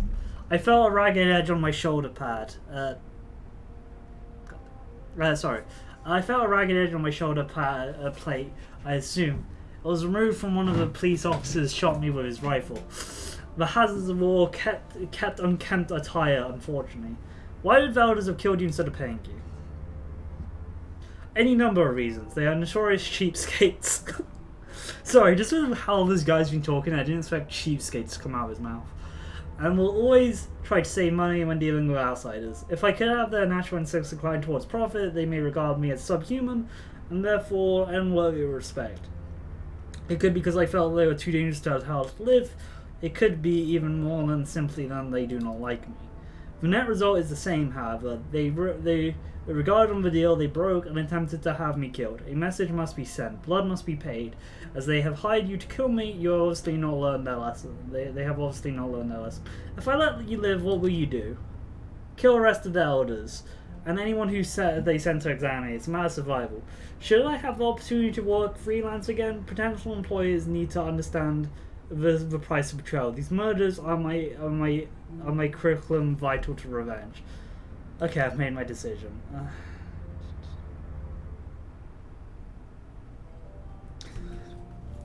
Like, the thing is, I would prefer not to kill him. I would prefer not to do that. Because I want to see the elders come to some sort of justice. But also, he just is like, yeah, no, I'll continue killing them, and I don't want to see more death. I don't want to see more death, but the thing is, come work with me, I can be your face, is probably like, yeah, stop doing this, and come work with us, I think, is a better choice. Is it the right choice? I mean, that's him. But remember Weiss, yeah. I feel like I would rather have him working with the Triad than these guys and on a personal quest of revenge, you know? Like, he's a ghoul and he's very good at killing. That's just kind of his stick. So I'm like, I prefer not doing his personal quest revenge for rest, but I would also not want to kill him because I understand, especially in Shadowrun, he's not like the worst individual we've met. It's very rare when you'll get a guy who's like, oh, you're here to kill me, let's just talk about it. Yeah, he'll go feral. If left alone, he'll go feral. So come work with me, I can be your face. A curious... Yeah, that would be dangerous. A curious offer. And what of the elders? Will you allow me to search killing them? Of course. I don't want to see... I want to see what they have to say first. Is the closest to saying no. I could counsel you not to believe their words, but you have the sound of one who is weary as a matter of course. Very well. Let us wait until a bit later at night. Most pedestrians on the street will be off, and it will be easier for us to approach the Wampu without being noticed. Sounds like a good plan. If anything, I just want to be like, hey, can we see his stats yet? Oh, we can. He has zero magic, 6 essence, 2 action pool. He has high willpower, dear god. Yeah, there's no one else around. Everyone's gone. Let's go talk to them. Let's go confront them. The best opportunity, the best outcome is he just gets paid. Probably double, preferably. Preferably double, but judging by that music cue, that might not go that way. As you approach Elder's Nigai's mouth, her mouth falls open with the veins in her neck and Nechika. What are you doing? You brought this thing into our home? Quickly, kill it before it kills us. Potter hefts up his pistol, waving it about, but does not aim it at anyone. I have to say, this isn't a good idea. Why the hell is a ghoul in here? And why is he wearing armor? Calm yourselves. I am not an it, and your elders know this immediately.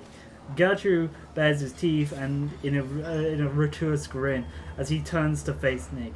Good evening, Elder Ning. I smell your fear, and I'm glad of this. It means that you're learning the price of betrayal. Whoa, what's going on here? Can someone explain to me why the ghoul is talking?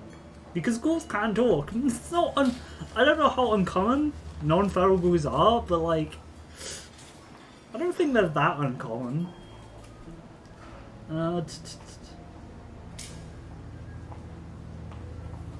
Gertrude had a contract with the elders and they betrayed him.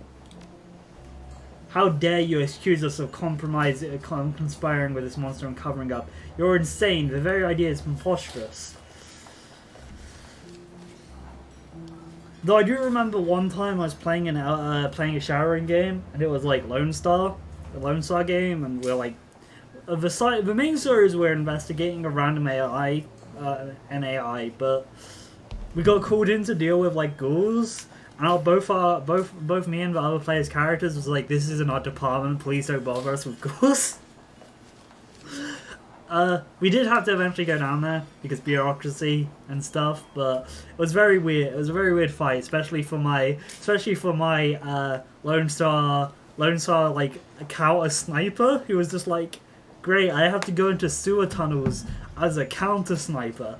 This is a great day for me. This is just my life. I basically put up at the full waist and just shot whatever goal was coming at us. We're like, this isn't our department, please don't bother us about this. Looking back at your expression, I'm interested to hear what kind of evidence you have to support your theory, Hugin. As far as I can tell, he wants to kill Tog and others, and that will make him a threat that should be eliminated. The elders hired Gertrude to kill Egg and Magpie and make it look like she disappeared. You believe this vermin? This creature with a feast on meta-human flesh that kills and dismembers our own tribesmen? Are you naive and foolish? Yes, we did. We did find the necklace. If that is the case, now you spit on the ground in front of you. What's proof that you have that Magpie is dead? Nink, please. It's a matter of whether the elders is accused of breaking out law with other generally judges them. In this matter, with all of them being accused, I am authority to act as a judge. Make your case, Shadowrun. Damn, Port Lamb is very good, actually. I didn't expect him to Port Lamb to be this guy. Okay, I found Magpie's necklace in the storm drains. Port Lamb looks at you a moment, examines the necklace, and he nods at you. This is definitely Elder's Magpie. You found it in the storm drains. That's suspicious, but hardly proof on its own. Of course it's not proof. The number of things lost down in the storm drains in Hong Kong must be a number in tens of thousands per year, while usually it's hardly evidence of foul play. There were large amounts of blood in the storm in her shower drain. So what? Perhaps she cut herself and washed the car off, or perhaps it was mistaken for being blood. You're simply guessing at what happened. That's true. Damn, did we not find enough evidence? God damn it. True, it's a guess, and even if it is her blood, that doesn't prove that Elders hired a goal to kill her. Come on, Gertrude, you can speak up. Paul gave Arthur a side on the fans. The Elders have been protecting Mampu guarding to the best of their ability. She hasn't been seen in months, not by anyone. She wouldn't just disappear like that. That may be unlikely, but it's hardly impossible. You haven't established that the Elders are involved. What you have done is make us suspicious about it. What proof do you have that we hired and betrayed this creature? I won't sit and listen to idle accusation without any concrete evidence to back it up. What about the fight with the Hong Kong police force? What do you mean? What does that have to do with the ghoul?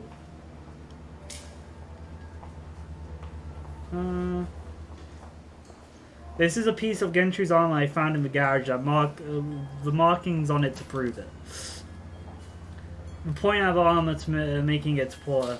He nods with a small satisfaction. This is from his armor, definitely. But how does this prove the elders knew of the ghoul's existence? The police officers were abnormally armed and armored, with much heavier gear than normal patrols. They were armed with armor-piercing discarded Sabat rounds. That hardly standard issue. Laser weapons wouldn't have broken the armor plate. It's all that they would do. If all of they were looking for was a common fugitive, why be prepared to fight a fight of that magnitude?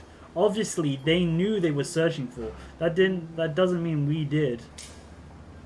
There's evidence. Okay, we can just go through all of this. The evidence of the garage points to a fight with someone using a sword. We allowed the police into Wampu Garden because they were hunting someone. They never told us who or what they were looking for. It doesn't have anything to do with us. Gachu hisses through his clenched teeth, addressing Paula. I was the one in the garage collecting payment from them. The ordinary residents were warned of the HKPS arrival, and they were gone by the time I arrived. That is suspicious, I admit. Paula regards the elders for a long moment. It doesn't prove elders knew it was a ghoul. You Wamples don't allow the police inside the area. Why make an exception this time? The police were polite and asked our permission to enter. They were hunting non-Wampuan. That was the reason enough for us to allow them in. Paul considers this for a moment, then shakes his head. That doesn't add up, Ning. Why would the police ask us for entry now? They've never been polite before, and they've always tried to force their way in here. It doesn't ring true to me. What did you... Yeah, he really is. He's been part of this community for for a long time. And when he leads above accusations of his leaders, he takes a rational and the judge approach to it. This man is different, you know. Force their way in here. Do you ask them to come in order to hunt down this ghoul? Preposterous. Potter, you know what our community is like. We wouldn't have lied over something like this. The ghoul has been lying the entire time, trying to cover his tracks. He still brutally murdered several elders. That's true, those murders were vicious and cruel. Fixes your hard set. I don't see any way to explain that. The ghoul is a monster for how he killed Tong and the others.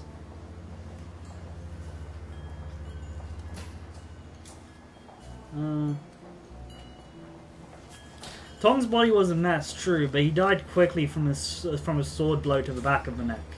I struck Tong down in a single blow from my sword. The mess I made of the body was to send the elders a message, but I did not desire to make Tong suffer. At any time, Ning and the other elders could have made amends, and the killings would have ended. Instead, they hired a Shadowrunner to kill me. It's not about cruelty, it's about sending a message. Gachu supports sending a message. Condone sending a message. That's not what I would expected. Looking at the body, you killed him before you dismembered him? That's right, and I killed the other elders in a similar fashion. There's no cause to prolong their suffering. The message was for the living elders, not the dead. If the elders wished to treat me like a monster, I would have terrorized them like one until I paid repercussions for my mistakes. Come on, you can't possibly believe these crazy stories. It's absolutely insane. Tong wasn't tortured. There was no astral residence of pain or fear. He didn't even feel the blow.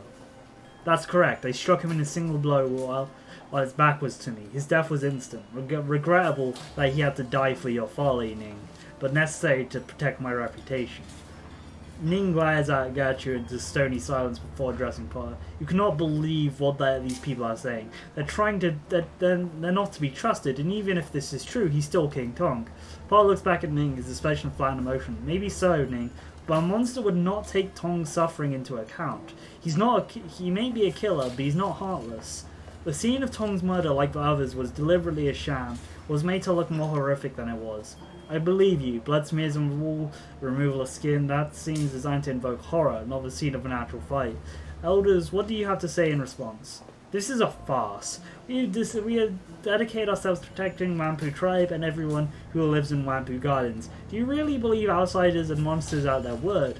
We would have only tried to end the killings. This is a dupe, Potter, and you and this Shadowrunner. I concur, Potter. You know me. You know what kind of person I am. I wouldn't be party to killings of another elder.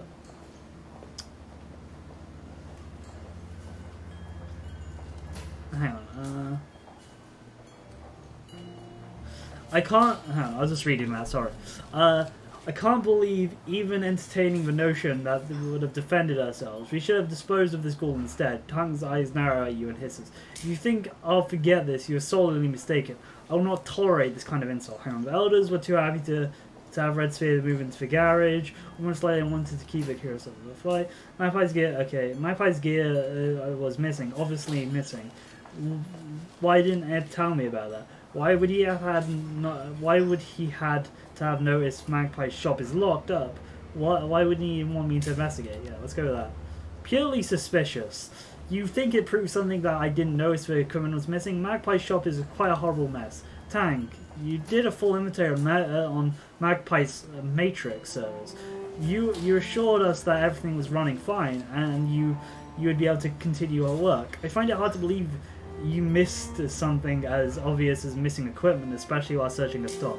The elders were all too happy to have the Red Spears move into the garage, almost like they wanted to keep out anyone curious about the fight away.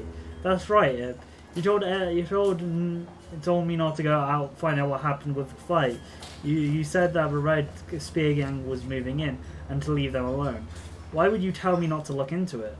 I was only trying to protect you from red spears. They're dangerous, which is why I want to deal with them directly. That's all I got. Alright, I think I've got some ideas what's going on here. Okay, Pa, hit me with it. And what do you believe the story is real?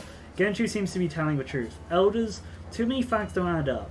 You're obviously hiding something, possibly a great deal, from the rest of the tribe. And I'm sorry, but I have to take you into custody until the community can decide the extent and manner of your punishment. Death would seem appropriate to me, especially given they kept up the charade, even to you, one of those most trusted civilians. Good going, Potter. Hell yeah. Don't you dare talk to me like that, you disgusting beast. It begins to raise his weapon. Potter reaches out to stop him. Imp reluctantly stops. Imp, no. Don't make this any worse than it is. Potter turns to face you. Thank you, Hujin. I'll make certain that justice is meted out. You are free to go, and I will ensure payment is delivered to you. So long that you take Gachu with you. I can't have him staying here. He'll be coming with me. Yeah, no, I'm not, like... Wait, what? Why do we have optional... Okay, that's weird. As you... Best outcome. Yeah, that is a good outcome. As you exit Waipu into the sweltering night, the air of Kowloon Street, Gachu turns to face you. I confess, I'm unhappy with the decision allowed to Waipu elders to live. We should have killed them. If not for the reasons they maintain our reputation.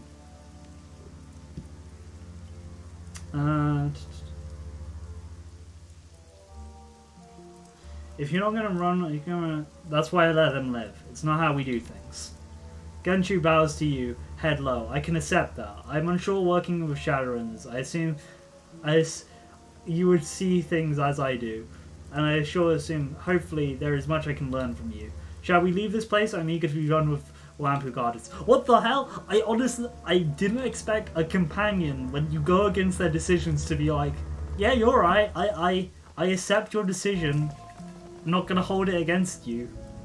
I am shocked by that. Gachu, what the hell, man? Justifiably, you could have been more angry there. You didn't have to like bow to me and be like, hey, I respect that. I have much to learn from you. Well, go to Hioi. I did not expect that. Yeah. Trying so very hard to not go feral. The MRT rockets noiselessly towards Hioi, along with the edge of the Kowloon Bay. The black wall glistens in the night. Within the light of the thousands reflect the storm fronts. Gachu stares silently out the window, one hand pressed on the glass. The plot of elders exposed. Poor lamb in your debt. You have a new ally and respect of the Lamponians. Sometimes everything goes right on the job. You could count yourself lucky this was one of those times. Yeah, no, we can. Now to head back to the computer, get our money, and, you know, get some... Oh, wait, we have optional, get some rest. Oh, yeah, we'll get some rest. But let's find some karma, though. Intelligence, because we live in this tree. Okay, cool, we can get a new deck. We don't need this deck. Do we need a deck this powerful? I don't know, confirm. We need more money though. We need to go get our money, so hopefully we can go... Have we talked to this person? A disheveled man in filthy rag tees on the sidewalk wobbling on unsteady legs. His bloodshot eyes dart about desperately and his acid sweat odor wafts off the buzzing and unpleasant nostrils. You okay, man? Damn, we don't have 5. You have to help me, man. His teeth grind as his grip's tighten. His hands fall in like a vice. I need your help. I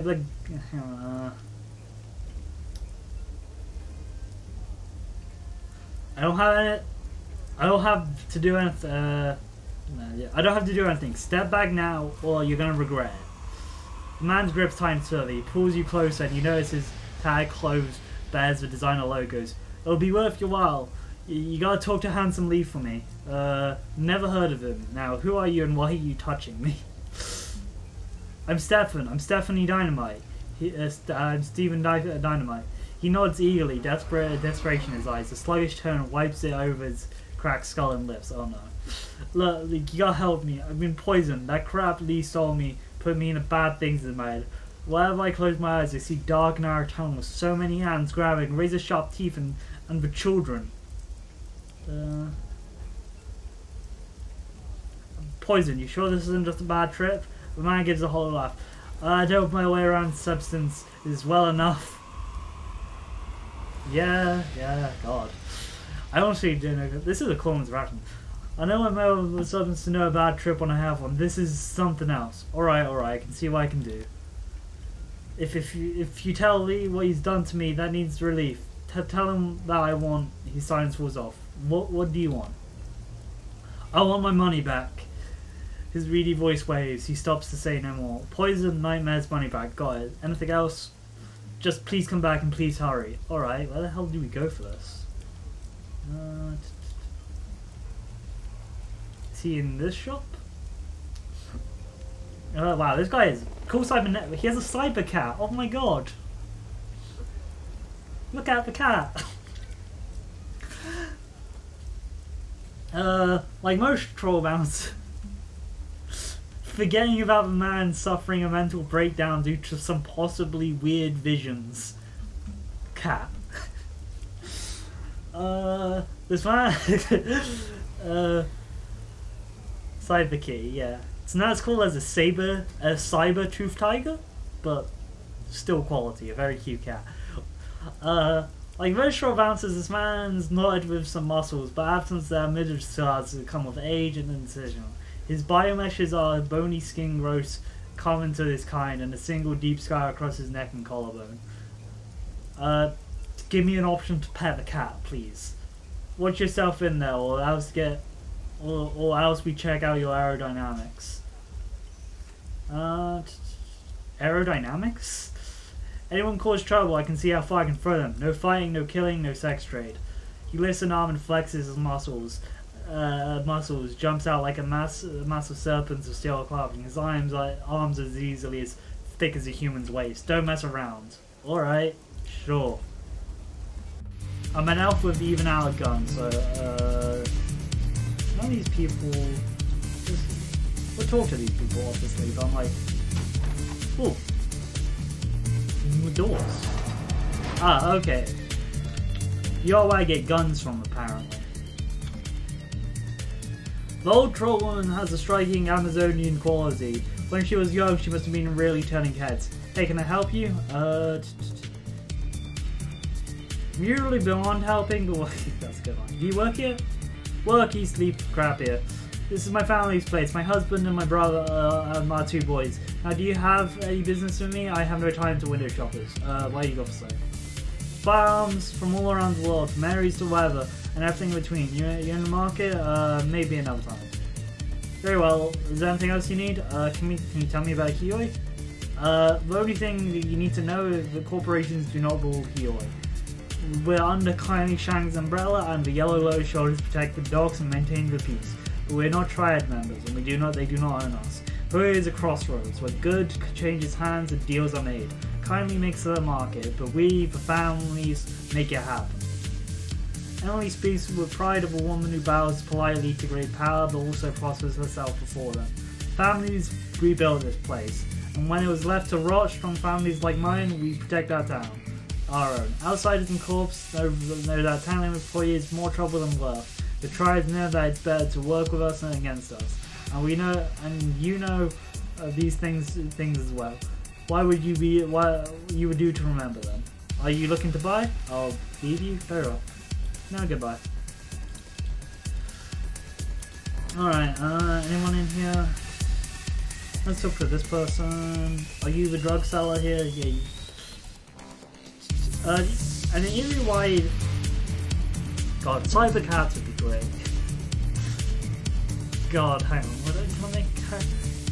I forget. Awakened animals are a thing in Shadowrun. Like, God, that's a dumb character concept. A cat with human intelligence who's a decker. Or an infiltrator. A wiry elven woman leans over the bar, propped up on an elbow. She gestures back to you over her shoulders as you approach, lifting her half-empty glass to her lips. The selection is total crap, but it's cheap. Hope you're not looking for quality or you're gonna be really disappointed. As long as I don't go blind, I don't care. Hey, that's the spirit. With an attitude like that, you won't be disappointed very often. She wraps a knuckle against the glass. I figured as long as you get drunk, it's good with me. Call me X-Flon. X-Flon? God, I can't pronounce words. By the way, X-Flon regards you calmly, her eyes calculating up to a few seconds. She nods. Maybe we can help each other out. What do you mean? I've got a good eye for people in business. Believe me, you smell like Shadowrun as a new yen. Do I smell like new yen? With 130 new yen? I don't. And new yen. Plus, everybody here's been talking about Kylie's new hired help. I'm out of work. You need any backup? I'm available. What's your specialty? I'm an egghead called. What the egghead's called Mystic Adept. Kind of a physical adept mage.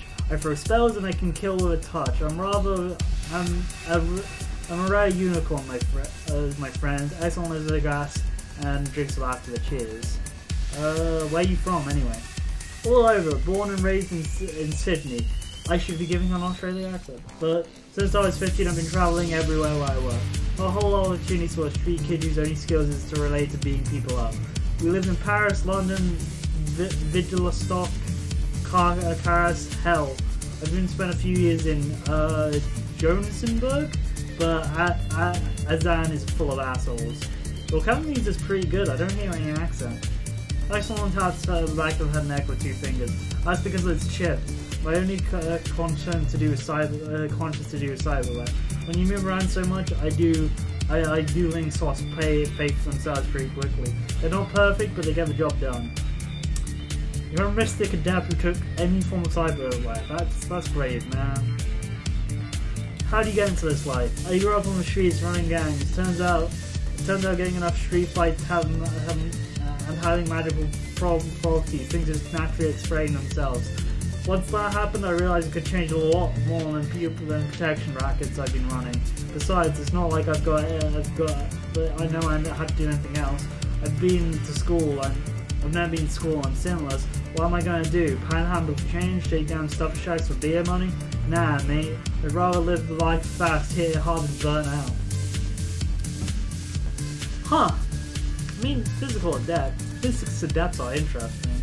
Also, if I remember correctly, only 1% of the population is has magical talents. So yeah, pretty rare. I got any good runner stories? Running his hands through her hair, Axon leans back as she thinks. Yeah, a couple. There was one time I signed up for a job with mercs in Eastern Europe. They had a job near the Karazakon car, lifted some Kazan military software. The plan was simple. We'd halo jump from done on the Russian side of the border, hike up towards the Ashburn research facility and blast our way in. I've not actually heard of this company before, that's why I'm struggling to pronounce it. Akpazan research facility and blast our way out. The Arctic forces were supposed to be Matrix hotshots for craft ground combat. Simple, right? They'll shake their head, rolling their eyes. No plan ever survives first contact with any of those. Turns out the Azkaban army had contact with the base security of the winter system. We started getting cut apart, we'd even breached the first quadrant. Sounds like a suicide mission. The mercs were pretty dire straits financially. It was do or die situation for them, literally. They owed us too many debts, and if they couldn't deliver, they'd have us being killed. So we pushed in. We were down to 5 of us by the time we got into the main facility. One of the mercs, Von Claire, was a rigger. We were hunkered down in a vehicle bay while decking did his business. And Von Claire realized one of the APCs hadn't been properly locked down, and we were still gassed up. Came out of the base with a millimeter cannon blasting away. Our exit was done at the cost. A ravine patrol boat the mercs had on standby. It was some nervous fighting, but we managed to get out. A bit full of holes, sure, but we managed. What's the cost, eh? See you later, okay. See See you later. You know where to find me if you need me. Can we actually, like... Okay, so we can't actually have them join me. They just asked, but... See you later. Okay, Henry Cafe.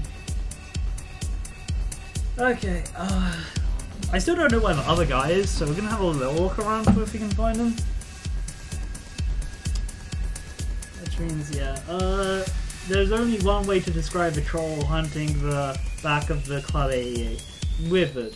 It's as a man who's been carved from granite and battered by the clash of waves and solid winds over the course of decades. Dear God, that's a good description. Welcome to Club 88. No fighting, no killing, no fighting, no sex trade. I can respect that. I'm Hugh Jin. I'm Henry Cafe.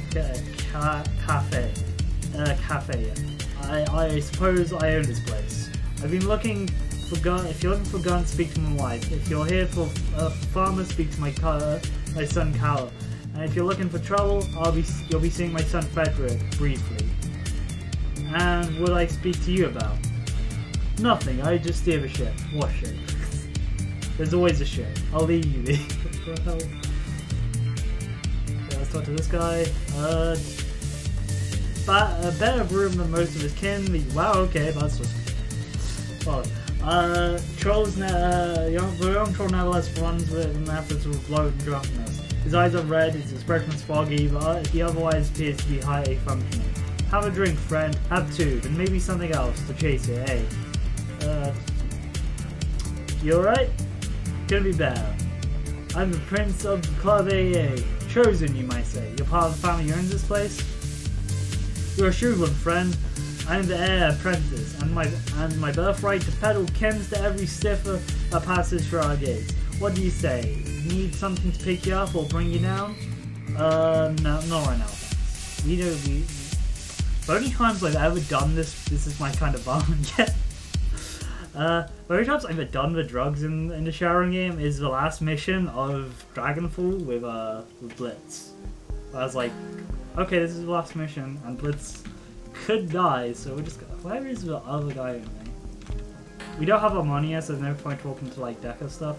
Also, we should do this, since everyone's to like... They know level 2. Wait, everyone just level up? Oh no, okay, that's why we could pick it. This guy. What is ghoul? Wait, we can just make him more of a ghoul? Oh damn. So we can make him a samurai or a ghoul. Gains a core ability, Rev does additional 2 complete damage. That's not that good. Regeneration sounds good, but gains that's pretty good. That's good, just giving me range combat. Wait, what? Gachu gains a katana ability, plus 100 damage, can only attack stun targets. Oh dear God. Oh, hang on. She carries a spirit which can stun people. Oh, okay, yeah, we're going down the samurai line.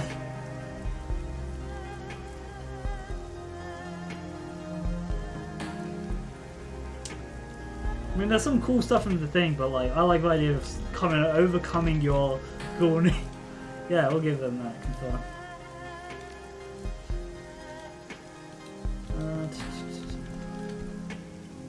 Yeah, collect payments for runs. We will rest. I'm just like, where the hell? We also need to get the money so we can actually do stuff. I'm also like, where the hell is this Lee guy? Your Matrix Law, our buddy, Hoy smuggler that we can talk to apparently. We might want to talk to him. Spider Shen. I haven't talked to you. I haven't been to this side of it. Yeah, let's talk to Spider Shen. Who the hell are you? Why are you called Spider Shen? Despite the weird reign of Hioi, the practitioner of this stall, a monk judging by his outfit, is unconscious. The monk's expression is indifferent. Is unconcerned. Though hard-placed, hard serene. Muscle shows tightly wound metal bands beneath the skin. He really ready to snap in any direction without warning. What's more, the monk's robes are anything but ordinary. Certainly, silk makes up the base of the outfit, but it's paired with high-impact ballistic armor, heavy-duty boots, and bandolier of throwing knives. The table in front of you stands an array of wide variety of melee weapons, charms, jade pendants, and other mystical assortments. Beneath an array of rows upon rows of cages, each housing some variant of exotic reptile or insect. These in turn flanked by jars or boxes of Chinese herbs and something powdering. So monk spares you only with shortest glances as you approach. I am Monk Shen. Most people in Hoi calls me Spider Shen, according to the spider, on account of the spiders back there. You are not local, not by a long shot. It's definitely a statement, not a question. What tipped you off? The Shen smirks crookedly, the teeth peeking out from between thin lips. Body language. You are not afraid to look at me in the eye, for one. For another, clothes. It's not in fashion here in Hong Kong. Swords, knives, clubs, I sell it all. I mostly make these, but if I can't, I've got friends who can. If you need incense or sloths or medicines, I can make and sell those too. If your joint's ache, I can give you a acupuncture. Shen places both her palms on the table, leaning over forward to Rick again. Grin, can I show you some of my wares? You're a monk and a weapons dealer? Shen slowly raises an eyebrow, arms folded. Yes, yeah.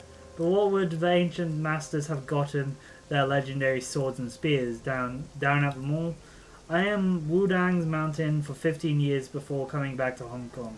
I've been protecting Xing Yi Quan my entire life, and what I learned from with herbs as well as forms. It just so happens I'm good at in a forge too. That's why you buy it here better than other people's. What's Ying Quan? Shen strikes a sudden pose. Body low, one fist against her hip while the other extends an open palm. The 5 elements. How do I not know? Yeah, Xin Yin. That's 5 elements. My brain's an idiot. Yeah, 5 element style. Water grows wood, which burns becomes fire. Fire creates ash, which becomes earth, which then concedes in metal, etc. The form a cycle of elements and opposes the elements that block each other. I need to actually look if this is a martial art style in both real. Yeah, no, because the Xin Yin actually goes into martial arts. I know that much. I've done that research. But again, in actual, I told you about it last stream, the tabletop game Exalted, that is very literal. You can have a martial arts style for each of the elements. Aside from they have air instead of metal, which is a fair substitution. But weird thing and each style learns it differently. Like to learn the fire style, you set yourself on fire and stuff. For wood, wood is weird. It's about poisoning people, but you take drugs for it. It's interesting how it says you're meant to train it. A water full fist will break wood defense, but a water block will extinguish fire. Should one use a water inception on a metal fist, however, water should be smashed apart. Direct, simple, powerful, not as elegant as Bang Quan or Tai Chi, but more powerful. Manji Quan. I think that's one of my favorite fighting styles in fiction. Obviously, it's a real fighting style. I just like the look of it. She pulls a trap away from the near lump. She pulls the trap away from the lump. The object beneath the trap is revealed as a door to a IRE Cyber Sea armor personal carrier. It's been carved inwards with a massive amount of force, and in the dealer center of the door, in direction into where Shin's fist would fit perfectly. Power comes from focus, and focus comes from practice and meditation.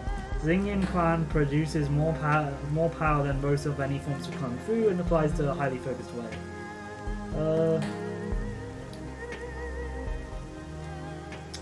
So I become a weapon dealer out of here. I'm a runaway, a street orphan in Aberdeen. One day, an old man called himself Wu offered to take me in. Let me make something of myself as long as I worked hard. Nothing in life is free, friend. Not even grandfather Wu's help. So I work for him now. Sounds like he's part of a tryout. Shin's eyes rolls. Obviously, you think I'm kindly Shin's little heaven for no reason. She and my grandfather Wu have long good terms. I don't get in her way. I I pay a cut to her, and everybody's happy, even Wu, because I solve problems for him. Shin raises a bald fist, which suddenly bursts into a blue flame. After a moment, it goes out. Remember that if anyone gives you something for free in Kyoi, you pay it back in money or blood. You pay it back regardless, but you pay it back regardless. Buy you up and special. Because I take a great deal of care with them, I've studied various texts. Anyone makes an excellent carbon steel blade, but I can make a carbon blade burst into flames. I can make it sing with joy in combat. Anyone can make steel, not anyone can awaken its soul. Can I see your blades you've awoken? Shin raises a hand at you dismissively. No, of course not. The swords like that have to be custom ordered. Only when someone cancels an order do I have one just laying around, and believe me, they get snatched up quickly. I get a picture. Let's talk about something else. You sell snakes and spiders too? No, they're mine. I can sell you things I craft with my hands or things I can do, but medicines and poisons I make a secret. You want those, you apprentice to me. In 5 years, maybe I show you how to make a potent, eh? Okay. They that secret? Of course they're secret. They're what sent me apart from the rest of the street dealers in here. You want to crown or bliss? Any two-tried punk can make you that for you. But realign your key so you're yin and yang in balance, or someone else out there's out of balance with a few drops. To master the skills, you need to learn years. It's not just a formula. You want to learn. You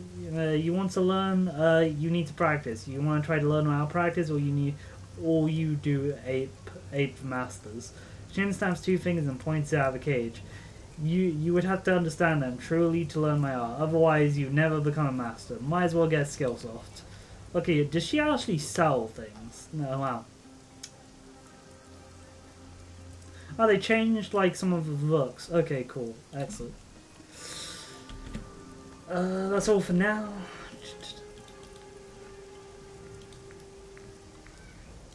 Let's keep moving. We might go into a Hong parlor to see if the person that we're looking for is in there. Let's look at what these guys want. 2 men in dirty synth leathers look up from their conversation as you approach. They both look haggard, their shoulders slumped, their exhaustion never appears as to shave this morning. What do you want, woman? We're talking here. I'm new here, figured it might pay to get connections where I can. A grim chuckle rumbles out. You chose the wrong day, stranger. We're moving further downstream. We've got to do it today. There's something wrong with this place. Too many bad dreams. What do you mean? I know what you mean. The man blinks as the question is guard to curious. Did you dream it too? The long corridor with the ivory crown? Yeah, something like that. He licks his lips, nodding. Lots of people in this town dreaming it. Or something like it. From all the folks I've talked to, there are a bunch of different variations. Some people turn away from the corridor, went down alleys, that kind of thing. I've never seen Flipfoot in Ward City before, stranger, so tell me, why the hell am I dreaming of it all of a sudden? I don't know what damn thing looks like inside. I think there's something strange going on, something magical, and Ward City is where it's coming from. He grunts. It's a curse, something as nothing else it could be. Everybody knows that place is haunted, a living hell of evil spirits and poisoned key. If you're not careful, you'll wind up trapped inside there with the rest of human garbage. His opinion cuts in. You catch a hefty whiff of alcohol in his breath. This isn't gonna happen to us. No way. Only lowest of wind up to Ward City. So he said. So like he said, we're gonna go further downstream. Soon, our things are packed. We're out of here. Damn right, that place is a dump anyway. Let's try a look out in the Makara, the tower of this place. Best of luck, friend. We could say the same for you. You're staying here in Hoyato. Of the 3 of us, you're the one who's most likely to need it. Alright. We've got a sailor, we've got a Jin, which I don't know who Jin is, but hey, let's talk to the sailor. Oh, that's handsomely. We don't need to go to the Mahon parlor. 3 people, possibly a local, are busily hunched over each other, avidly discussing something beneath their breath. From the looks of them, they appeared to be sailors, heavy, rough-hewn clothes, stained with salt, leathery skin, and an acute awareness of being on land. You watch their feet shuffle awkwardly on the docks. Their whispers are just within earshots. Now I asked Crafty, and she said the same. Them dreams are bad. Think we'll lose someone at sea? We're supposed to set out soon to make a delivery. If you think they'll follow us. The man shudders. I don't think so. Crafty said things is just affecting here for right now. The first sailor points to ground. As soon as we sail, the dreams will stop. Hey, the third sailor sees you as you and taps the friend's arm. They shoot upright. One examines his fingernails, others coughs loudly and begins to hum. The last pretends that she didn't see you, but when they sense you up, they continue to stare. The third one speaks up. What are you looking at, Landy?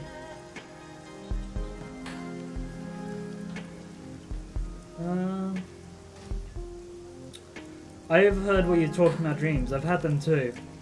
The feeling of unease passes through sailors. Seems like anyone who comes to these parts is having them. As soon as they leave, the dreams stop. Right eerie, isn't it? Any ideas why this is happening?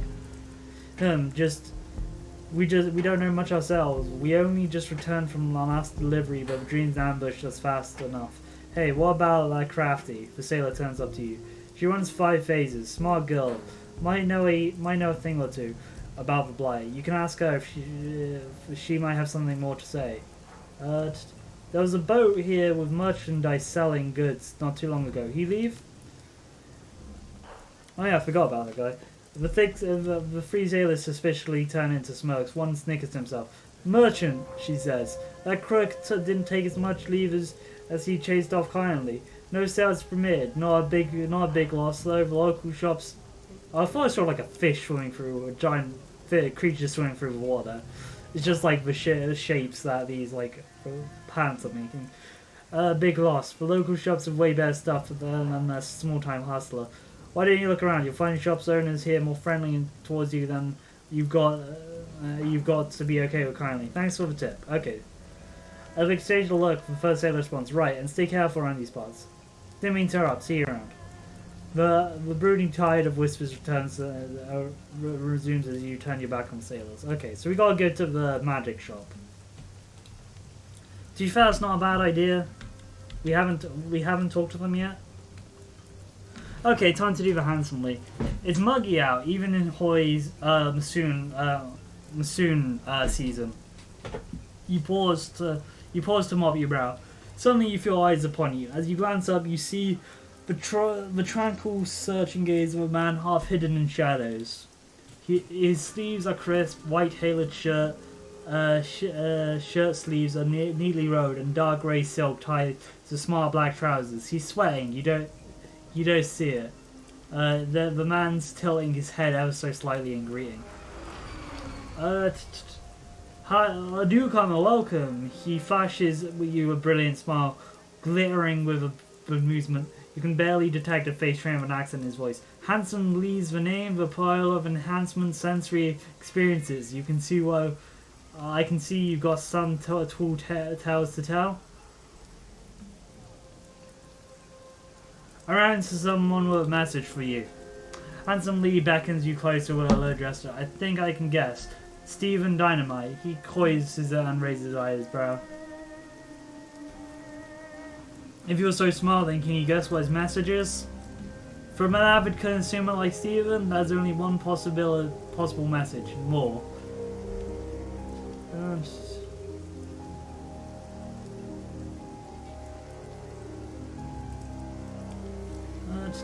Wrong. He says that actually, there are 2 possible messages. The second one goes, my dealer poisoned me. The smile broadens. The amount of drugging that Stephen fills through in his system, it's almost an honor to be singled out as a way. That said, I seriously doubt I poisoned him. Go ahead, tell me what he wants. What do you think? He just wants his Nuyen back. He straightens abruptly from the elegant slouch and just cuts and juts his chin.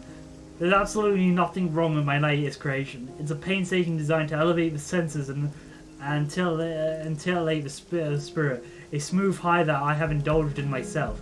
Now, if unfortunately Stephen happens to dilute my masterpiece with lesser substances, I can hardly be held responsible. His tone is finality, unmistakable. The tone of finality is unmistakable.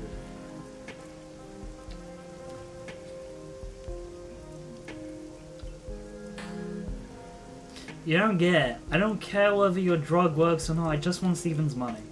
He stares at you for a long moment, then reaches back into his breast pocket in draft motion. He pulls out a small packet and presents it to you. There is no money. Not anymore. I have expenses just as sure as you do. But I've been giving this to my Stephen for my regards. What's in the package? A freebie. That's what our dealer Stephen Dynamite really wants, whether he'll admit it or not. The delivery is my compensation.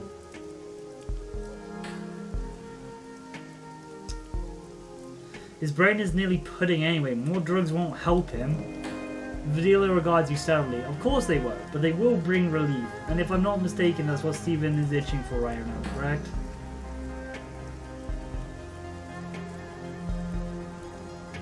What good is a temporary fix anyhow? Why bother? Lee acknowledges you or not. It's a fair question. Stephen's problems won't resolve overnight. My last gift simply lets him know how much someone cares. His smile widens and his head's gotta hit this guy. This guy's really annoying me for some reason. His smile widens and he tilts his head towards you expectantly.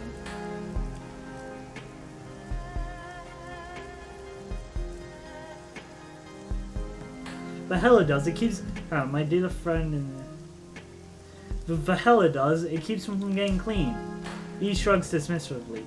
I seriously doubt withholding my drugs from Stephen would do anything than hurt my pocketbooks. He's not trying to kick his habit. He'd just be enough to go to another dealer. So why shouldn't I foster my relationship with the poor man?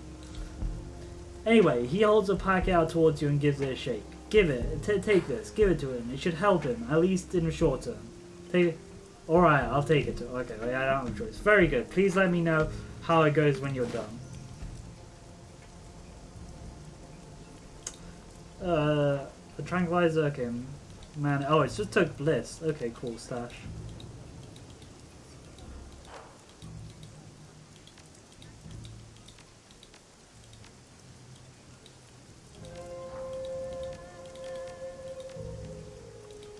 I'm very confused about the screen. Am I stuck here? Oh, okay, I get it.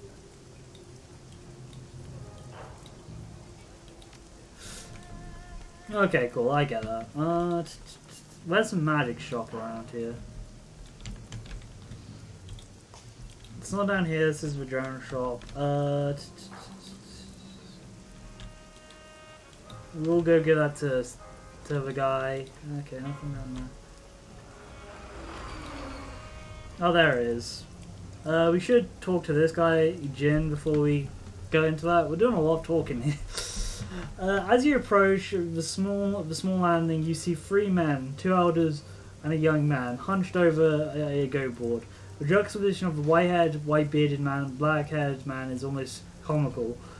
Together, the 3 of them resemble the small black and white stones on the game. Despite the variety of absent distractions.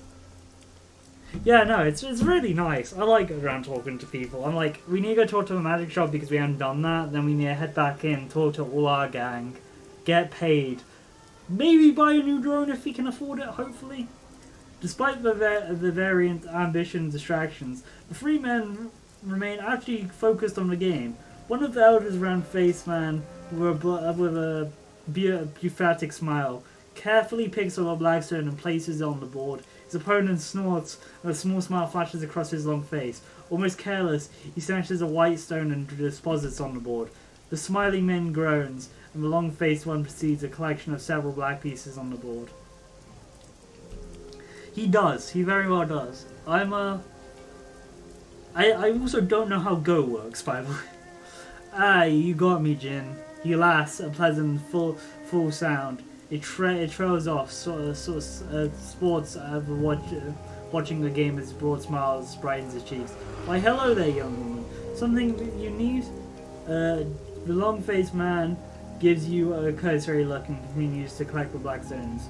Just a Gorka shoe, it's your turn. My name's Hugh Jin. Got a second to answer a question or two? Shu nods. I could use a short break. How about you, Jin? Jin sighs, his shoulders slump forwards. After a moment of scowling, he reluctantly speaks.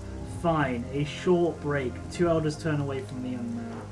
Also, the only thing I know about Go is like there's like a manga based on it, like it's a children's manga, where like the guy is possessed by some sort of like ancient Go master or something like that. It's been a while. He looks to be in his 30s, but it's difficult to tell. The skin on his face is smooth and supple, with only suggesting creases in his eyes, mouth, and forehead. But the small gestures, a blink and a flare of nostrils briefly reveals lines in his face. The man rises from the go board and studies the elder. He nods. I've been hearing about strange dreams around Hiyori. Have you had any nightmares? The three-man exchange look. Shori turns to you. What a coincidence. Wasn't an hour ago that we were discussing the very thing. We've been having bad dreams, every three of us. Interesting. Do you mind sharing? Jin shakes his head and crosses his arms. What makes you think we're comfortable with sharing our dreams with a complete stranger? Seems like a good way to get ourselves in trouble, especially with the kids. All you can do is, especially with what you kids do with the Matrix that you love so much. He turns his head, pretends to spit. Yeah. God damn, we are a Matrix person, so yeah. Shu waves his hand submissively at Jin. Don't mind him. He's always been a poor sport. But he raises a good point. Some of our dreams contain information best left private, just as I'm sure as yours do. I'm sure, having just met, how could we be sure you'll respect our personal information? I'll tell you. The young man's voice cuts through the din, like the din like a razor. The elders fall silent. He turns to you. He locks eyes with you, dark orbs burning with piercing security on you. He nods and turns his gaze to the ghost board. I believe you're trustworthy. Please, Jin, make yourself comfortable. I'll share you my dream with you. I appreciate that. Go ahead. He exhales slowly, then begins to speak. I dream of a long, dingy hallway. When faced with such a thing, one generally walks for length. So I lifted my right foot and placed it in front of me. But upon taking the first step, I found myself instead drawn down an alleyway to my left. It wasn't there before. This alleyway appears only to be begin to walking. As I moved down the alley, I found myself surrounded by friends and loved ones. They all stood there, silently watching me with smiles on their faces. And as I passed each one of them, they fell to the ground in wakes, dropping like puppets with savage strings. Somehow, I knew if I followed this road to the end, I could have everything I'd ever dream of. But I woke up before I reached it. He folded his hands on his lap. There's a moment of silence before Shu speaks. The rosiness in his cheeks drained away. I too saw a long hallway. My experience was different, however. The hallway was far off in the distance, and I was looking down on it from a strange angle, as if I was perched on a wall high above. He looks down at you. You know, young woman, Hugh Jin, you look very much like a person I saw walking in the hallway. She moved steadily down the path, walking at an even pace, and just behind her, a great, terrible shadow followed. Of course, I didn't have my best view up there on the wall, or perhaps wherever I was. It could have been anyone. Perhaps this old mind of mine is seeing your face now and misremembering the dream. He grunts and he lets out a chuckle, and a small flush of red returns to his cheeks. He looks over at Jin. Alright, Jin, go ahead.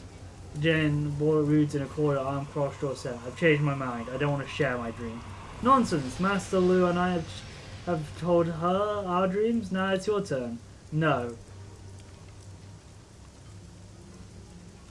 It's fine. You don't have to tell me anything if you don't want to. He holds his palm up towards you and looks at Shu. See? Straight from the horse's mouth. I don't have to.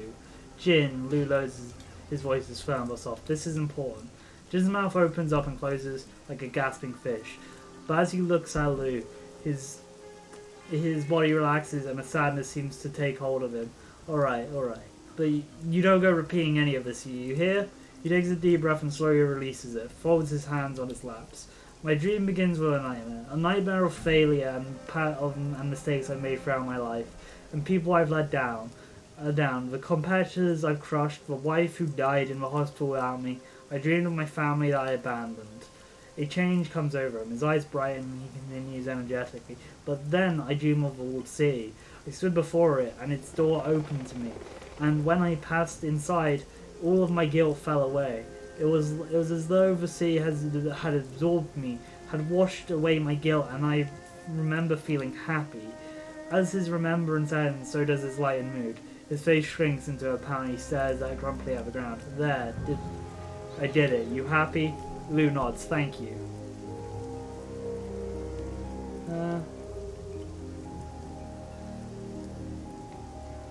You have my thanks, dude. That was great, and don't worry, I won't abuse your personal information, promise. Yeah, we can change the subject. My ulcer is acting up. I guess I'm having I guess you've been been around these parts longer than I have. Is this sort of thing normal? If it was normal, why would we have huddled around discussing them in whispers, would we? Enough of that, Jin. Jin asked Ernest for advice. She deserves a proper response. She gives you a general smile. Please forgive our friend. Bitter years have left him suspicious of others. The answer to your question... If the answer to your question is no, upsettingly, the dreams have been uncommon in Joy. But recent visitations have been different. They've been darker, more vivid, stronger than normal dreams. Last night I felt consumed by the sense something was coming, while my friends felt a relief and excitement of their dreams ending. I felt as though I was sitting on a perception of the vast terrible chasm of a void yawning beneath my feet. Let me just sit on that. Suddenly, his cheeks are flushed. He blinks twice and looks away, but perhaps there are just ramblings of an old man. Please forgive me. He scratches his nose in embarrassment. You speak wisely, God. It is foolishness to embrace a thing that you do not understand. What Jin and I saw in our dreams was alluring, but so is the light of a moth. Light to a moth. Your instincts are very strong and sharp, my old friend. It is wise to trust them. Shu bows deeply, his eyes to the ground. Thank you. I can only hope these dreams do lead to something beautiful. There's already enough deception in this world. Goodness, can we go back to our game now? I don't want to keep you. Of course, stop by again sometime, Hyujin. Your company has been refreshing. Thanks, good luck with your game. Appreciation, young woman. I'll be seeing you around. That was a nice conversation. You're getting a lot more about the dreams and weirdness of this place.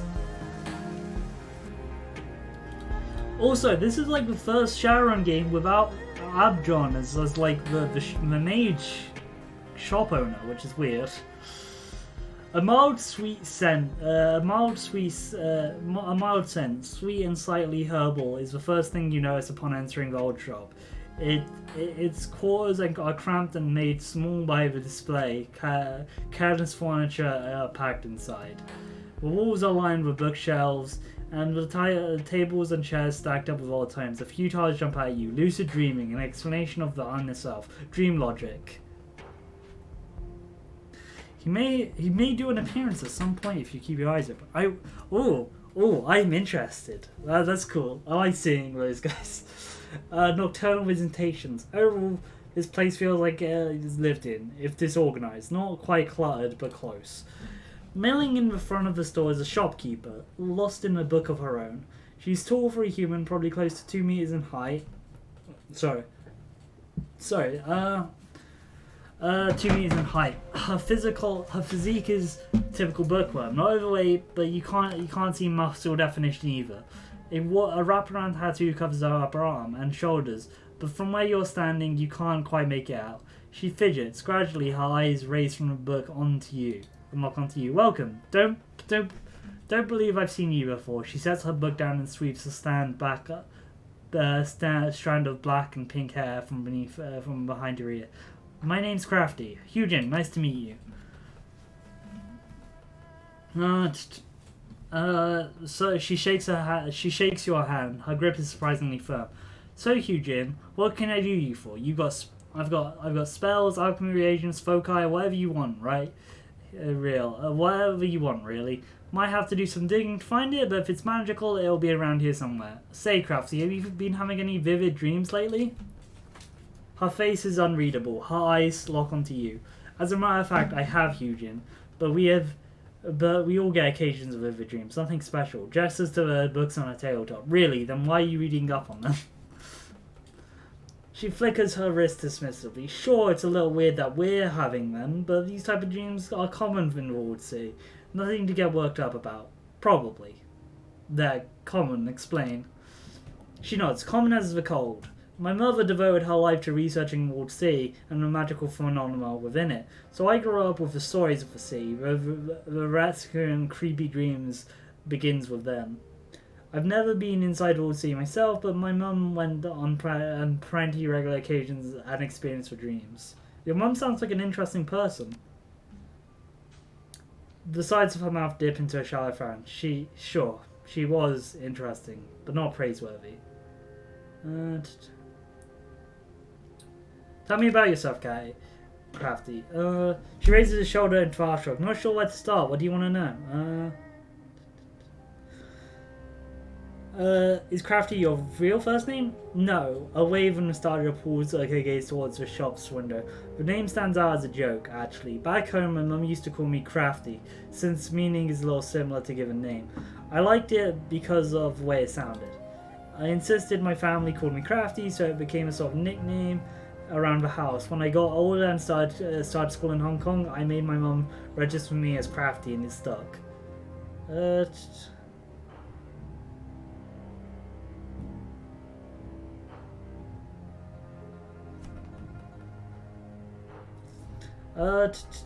So what's your given name? God damn it.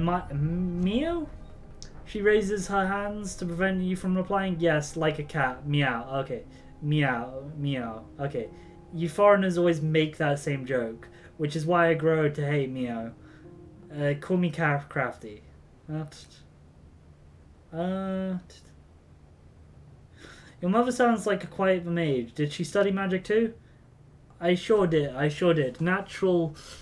I'm not even going to try and pronounce that. So I'm just going to stretch...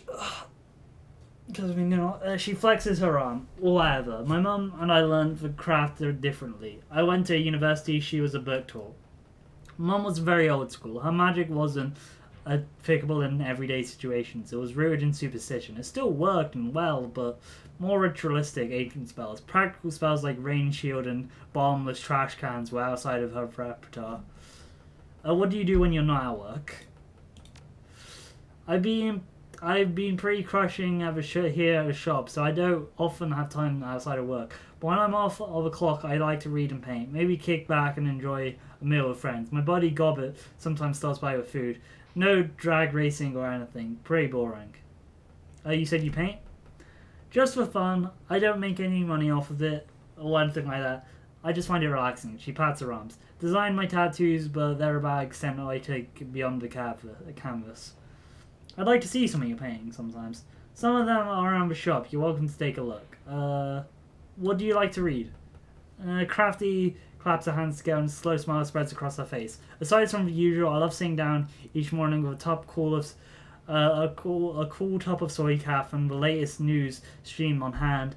I pop it open right to the obituaries. Makes for great reading. What the hell? She smiles for a moment before speaking. Kidding. Well, for all of you. For you now.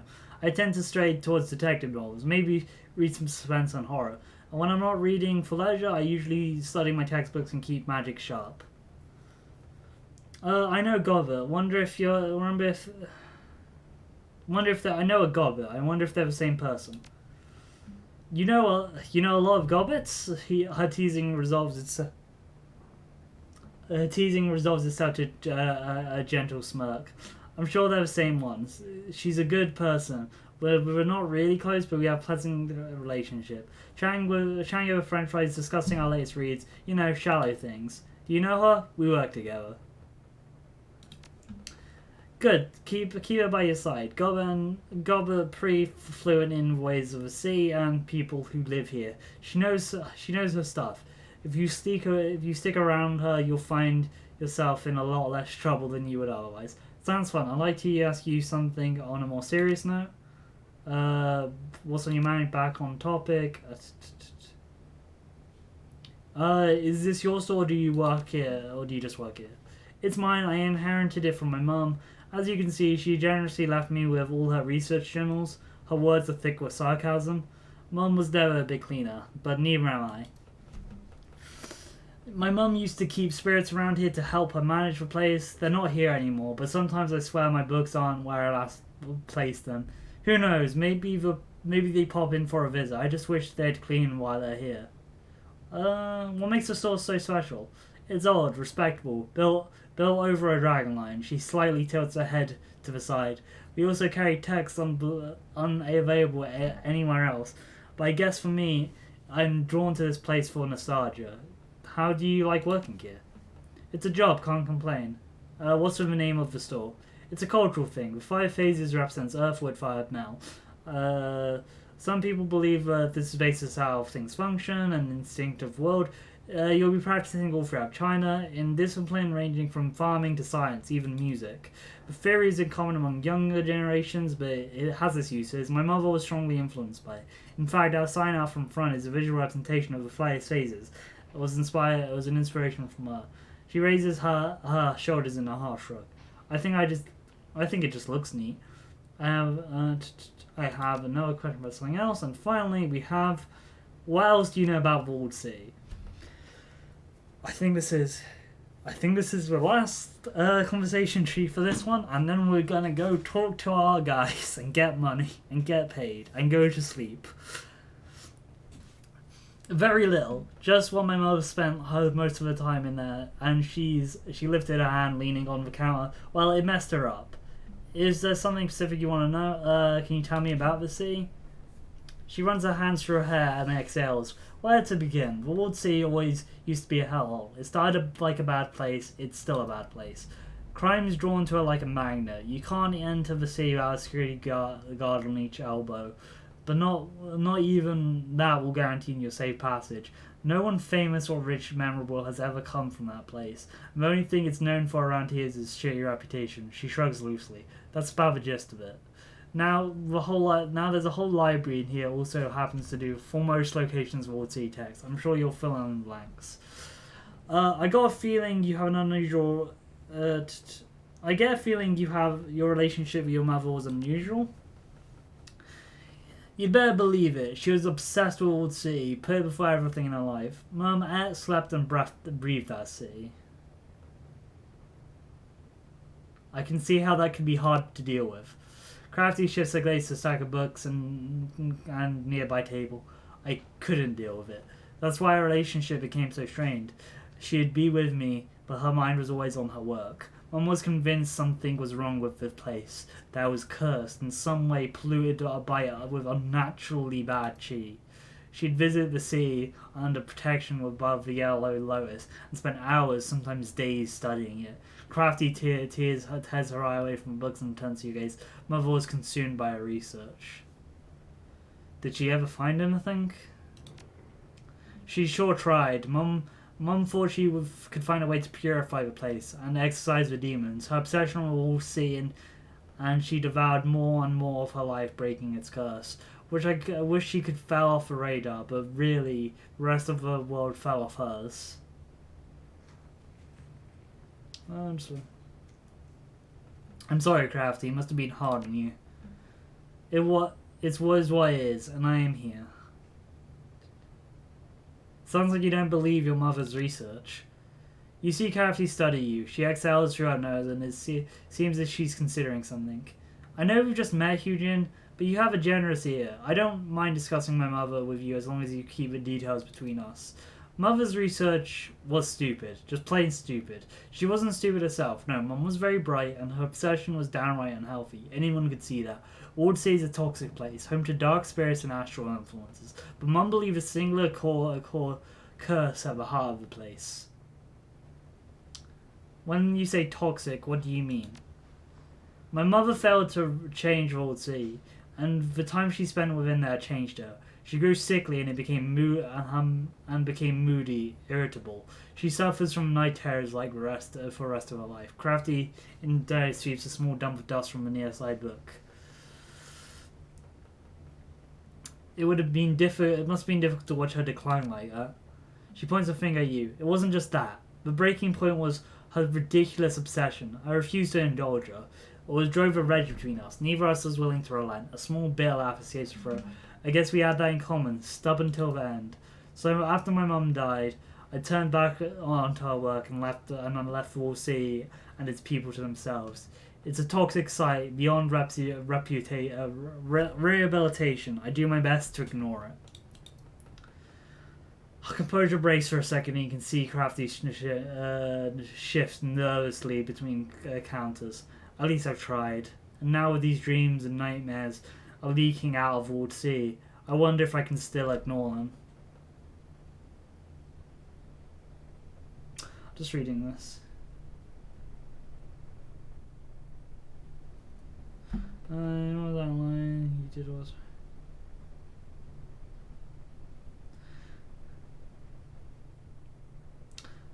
I'm trying to like I believe the mother in this case. There's like weird supernatural instances going on in Vault C, but I'm also like, I don't want to blame Crafty too much, you know? I'm like, your mother was out of line. You did what was right thing, Crafty. If it was right for her, it was right for her, you know? I know it's hard. It was hard as hell, cutting a loved one like that. But I had to keep myself healthy. I couldn't stand standing in mother's self-destruction like that. She crossed her arms and wrapped her fingers against her skin. Anyway, thanks for lending me that ears of yours. Okay, last one. You've been thinking about the dreams. Can I ask you something? She nods and goes ahead. Why do you think they're affecting people outside Vault C?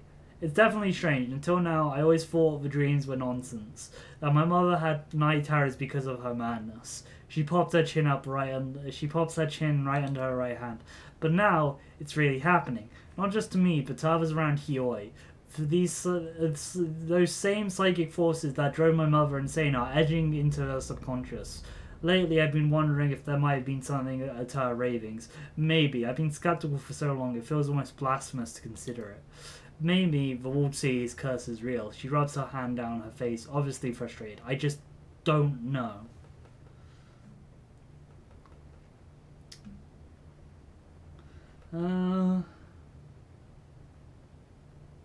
Maybe you could learn something from your mum's journals. That's true, but mother's notes are scattered all over the shop. Most of the research is scrawled in the margins of books, and you see on the shelves in piles of stacks. The clues we need to figure out could be in any one of these thousands of volumes, and there are thousands of them.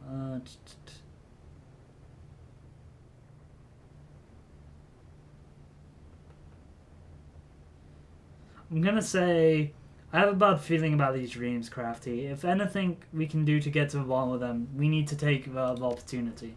She sighs and straightens up. Yeah, I know what I have to do. It's just, damn, look at all these. She tried to look down at the books I was reading earlier. I guess I won't be finishing this one anytime soon. Alright, Hyujin, I'm going to start now, but it'll take time. The House of Five Phases is jammed from floor to ceiling with books, and any of one of them could hold valuable emotionally. Check in once in a while and I'll share my findings with you. Sure thing, keep me up to date. She clutches her tongues and points a finger. She clucks her tongue and points a finger at you. Will do. Thanks, Crafty. See you around. That was fairly interesting. I really like that conversation. I will be checking in because I want to know. Also, so fire. I'm trying to get what wood, fire, water, earth, metal. Okay. I'll check that out. Yeah, I was like, huh, this is meant to be 5 phases. Yeah, it's a 5-4 thing, but I was like scrolling in to see what it is. That's wood, that's fire, that's water, that's no, that's gotta be earth. So it's fire, it's wood, wood feeds fire, fire feeds earth, earth feeds metal, and metal feeds water. Like, that is a pretty cool sign, I'll give them that. Okay, time to go get paid. And talk to everyone about the last run. And I think, judging by the time the run. Uh, the workstation and computer mission, the cool. Oh yeah, we gotta go do that. Workstation will be mission computer, the cool blue tones of. Let's get paid for him. Walk away. Gotta go do that. God damn, actually no, we'll get paid to see if we can also pay him a bit of money if he wants it. It's gonna might cost us a drone, open job directory, claim payment for open orders. You submit the job as finished and wait for a response. A few moments later, a message pops up on the screen. Currently Shan Hugin. Oh no. The Wampans tell me they've ousted all of their council of elders. Something to do with you exposing their efforts to cover up their own mess. It isn't the revolution I expected, but I think it's acceptable. The only thing there's one thing I don't trust. It's people who won't pay for what they owe. Thankfully, the Wampus are more reliable than Ning and her allies, so here I am. The payment is attached. We got some money. Go back. Thank you. Wait, what? Can we see? Wait. Okay, cool. Yeah, we can read all job stuff. Walk away. Let's go to Dynamite. Then we can go to sleep. But we'll talk to. Hopefully, we can talk to our guys between runs like last time. That'd be nice. I don't see a reason why we couldn't. Okay. Hey Dynamite, got you something. Stefan Dynamite lolls to the side of street walk. His jacket is he jerks less as he moves. His skin has taken on a greyish hue. His chest heaves as his labor breathes. His sunken eyes swivels towards you. His wet parchment lips dresses you. Hello, I'm relieved to see you. Before you might not return. Can't trust anyone. This is a bad place. Hey Steve, I hate to say it, but you're not looking so hot. Fat tears begin to crusade down his dirty, ruined face. I don't want to sleep because of those nightmares. I'm ravenous, so ravenous, but food makes me ill. I've got the shakes so bad too. I want this to end. The junkie slumps down, placing a forward breath on response. Anyway, thanks for talking to that little bastard for me, so you got my money. Lee didn't have your money. He gave me this to pass on to you instead. The junkie eyes light up at the slightest purchase of handsomely. Uh-oh.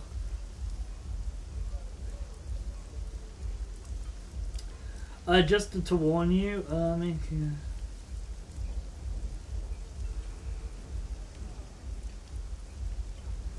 I'm thinking you might be better off if I held on for this for you. The junkie narrows his eyes, a hiss escapes. Why would I let you do that? That's Lee's gift to me.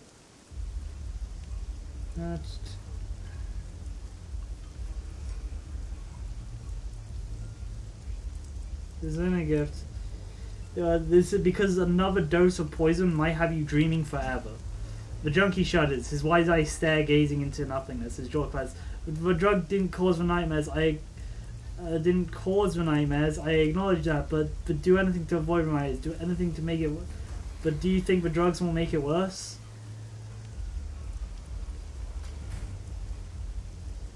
Experimenting with drugs are probably just a bad idea in general.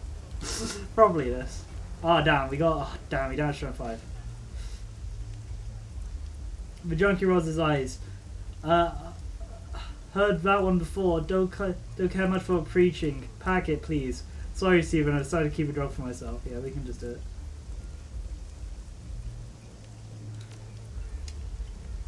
The junkie's eyes narrow at you and escapes. Why would you do that? Why would I let you do that? That's Lee's gift to mine. Okay, damn, we just gone back here. To thank you for running me around. Least I could do. The junkie. God damn it, are we stuck in a weird loop? The junkie's eyes begin to scratch his arm. My material gratitude isn't enough. I prefer material things, thanks. Oh, god damn it, yeah. The man crosses his arms and curses, muttering, god damn it, alright, hand it over, it's your funeral. His eyes, he just scratches the packet of bliss from you, his eyes light up in excitement. Before you take that, I want you to talk about these dreams. He looks at you, suddenly suspicious. Well, what you want to ask about dreams, why?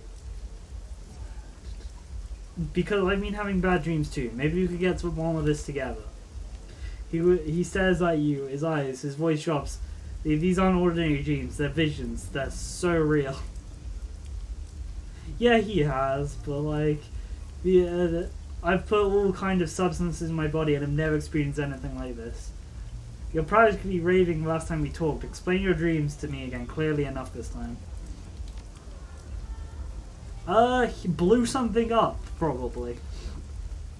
Just a guess. He nods through his tongue and shambles as he speaks. I'm walking through a series of dark, narrow halls. It stinks to high heaven, and I run into more and more people as I move forward. People are jostling me, but I'm starving, like I haven't eaten for days. I just want some food, so I press on. Oh no. I started seeing children in crowd, children with terrible burns, disfigured faces, all these people and grabbing me. He begins to tremble, his head to toe and his eyes go. I see teeth all around me, I feel teeth on me. He bathes in sweats from the effort of speaking, he cradles his own head and arms.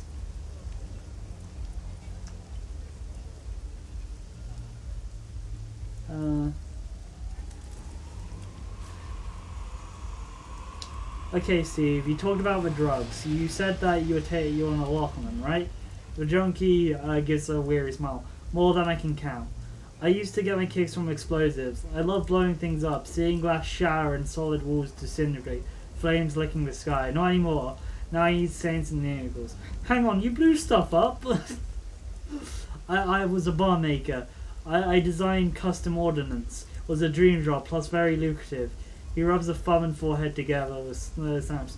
Megacorp couldn't get enough of the devices. I was way too high on my own ego to wonder what they were up to. What were the Megacorps up to then? They were fueling wars. They managed to sell both sides of the conflict. All over the world, casualties be damned. So this guy is the new dynamite guy. That's nothing new. War profiteering is as old as war itself. The junkie's face assumes an ashen hue and corners the yellow's mouth downwards. Yes, war. I thought the bombs we're using for wars against militias, military, mercenaries and armies. I didn't think of them as people. They were weapons I developed was getting used against civilian targets. The man started digging roughly his fingernails into his palms, and so highly cast of blood stains them. I'm from Gushio. Shigan has taken over much of that province, but pockets of resistance remain. There are big political struggles, actions removed from the lives of ordinary people. Yet the village where I grew up in Gazura was annihilated, but they were tobacco farmers, winemakers, peasants, not military. Tears from this man straight down his narrow eyes from his filthy cheeks. I recognize the distinctive patterns, the traces that were left behind. Those were my bombs, used to shatter the landscape of my childhood. Alright. I mean, do I blame this guy? God, this is difficult because, like,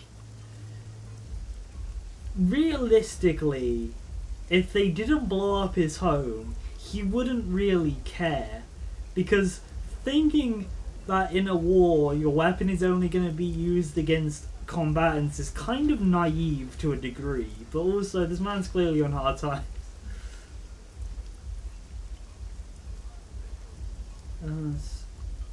When your village was bombed, did you lose everybody you know? He meets me and goes with red rum dies and throws his arms around. I knew all of them. The finest, fairest, eldest to Liz's childest. My own family died too. Weren't even close. Prior pyromantic inventors didn't fit well in the agricultural backwater. They were my only kin. Why would Sachanu bother to bomb your village? To break the spirits of the people. It broke mine. The junkie shoulders heaved heavily and passed on the hands of his head. Now I just want to forget. The drugs help sometimes. Okay, Steve, I think I guess what's going on here. I guess that must be feeling guilty about the bombs, sir. All the blood on my hands. I can feel it all the time. I just like bombs. I didn't want to get anyone hurt. He clenches his hands, sobbing. How am I ever going to make this go away? How will I live with myself? The drugs help me forget, but he shakes his head, looking in utter hopelessness.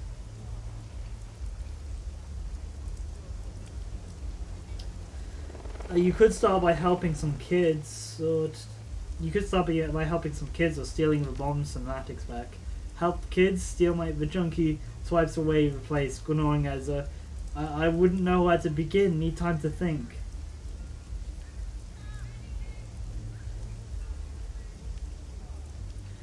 Children of the future, man. Find a charitable organization and put some hours in for starts.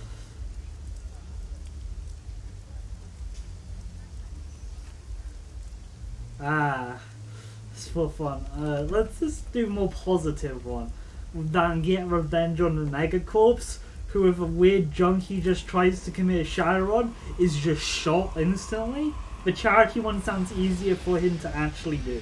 The man lowers into a sweat and hugs his knees, and gazes something absently in his cheeks. There's a couple of shelters where I used to crash now, where I was down and out, and now there's a lot of families I could help out. The man pauses, licking his lips. The mouth and his words feel right words. But man, I'll probably need to go home to go to where I can bring myself to. I'll tell you what, I'll think about it. He nods eagerly. I'll think about it real hard. Guess that's the best I could hope for. Good luck out there, Steve. Thanks.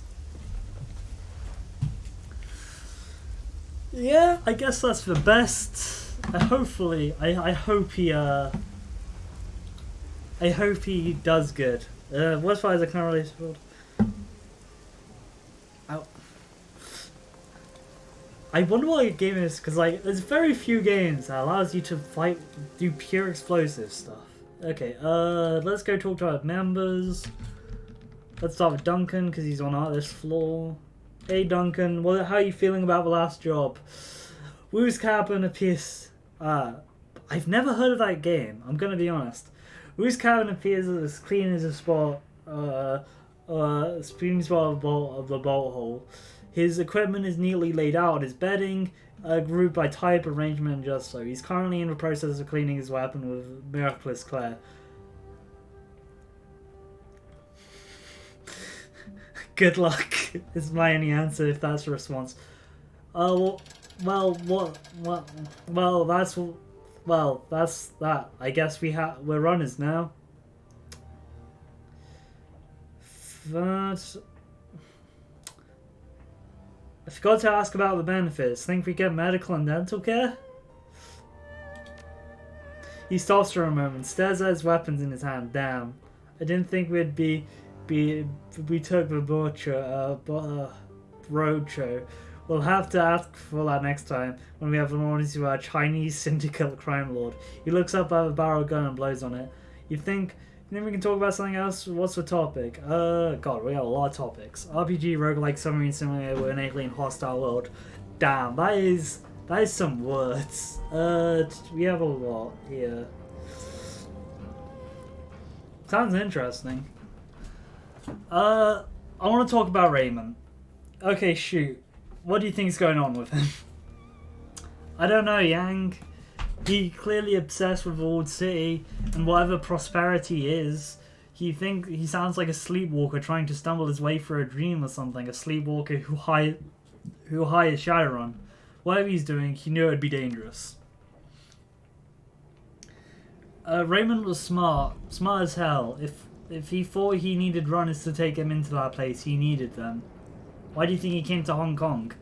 Well, he's from here, right? It sounds like he had unfinished business that he's needed to take care of before. You think he's dying? Maybe. Actually, no, I don't know. Me neither. I just need something to think about. Did he say anything about me after I left? It's an indie game that has no right to be as good as... I'll check it out. I'll look on the Steam page. Look up some reviews and stuff. You know, Raymond, Yang taught us what he wanted to teach us. He told us if he wanted us to know what he wanted to know. Everything else was met with a wall of good-natured silence. He used to say, "We are masters of unspoken words, Mr. Yu. Once it's out of your mouth, it's out of your control." So no, after you left, he never said a word about you. Not a word. Let's talk about... That's just probably more hurtful than anything else. Let's talk about being Shadowrunners. What's there to say? I worked my ass off to pull myself out of the gut and found myself back to make something of my life. I did what it took to earn my bronze, and now I'm a mercenary hiding in the shadows of a foreign country, doing dirty jobs that the corps need to get off their books. It's the reverse of everything I wanted. You seem to be taking your plea down well, so at least so let me ask you something. You said you had nothing back home, and that's why you're cool with being a runner. Was that true?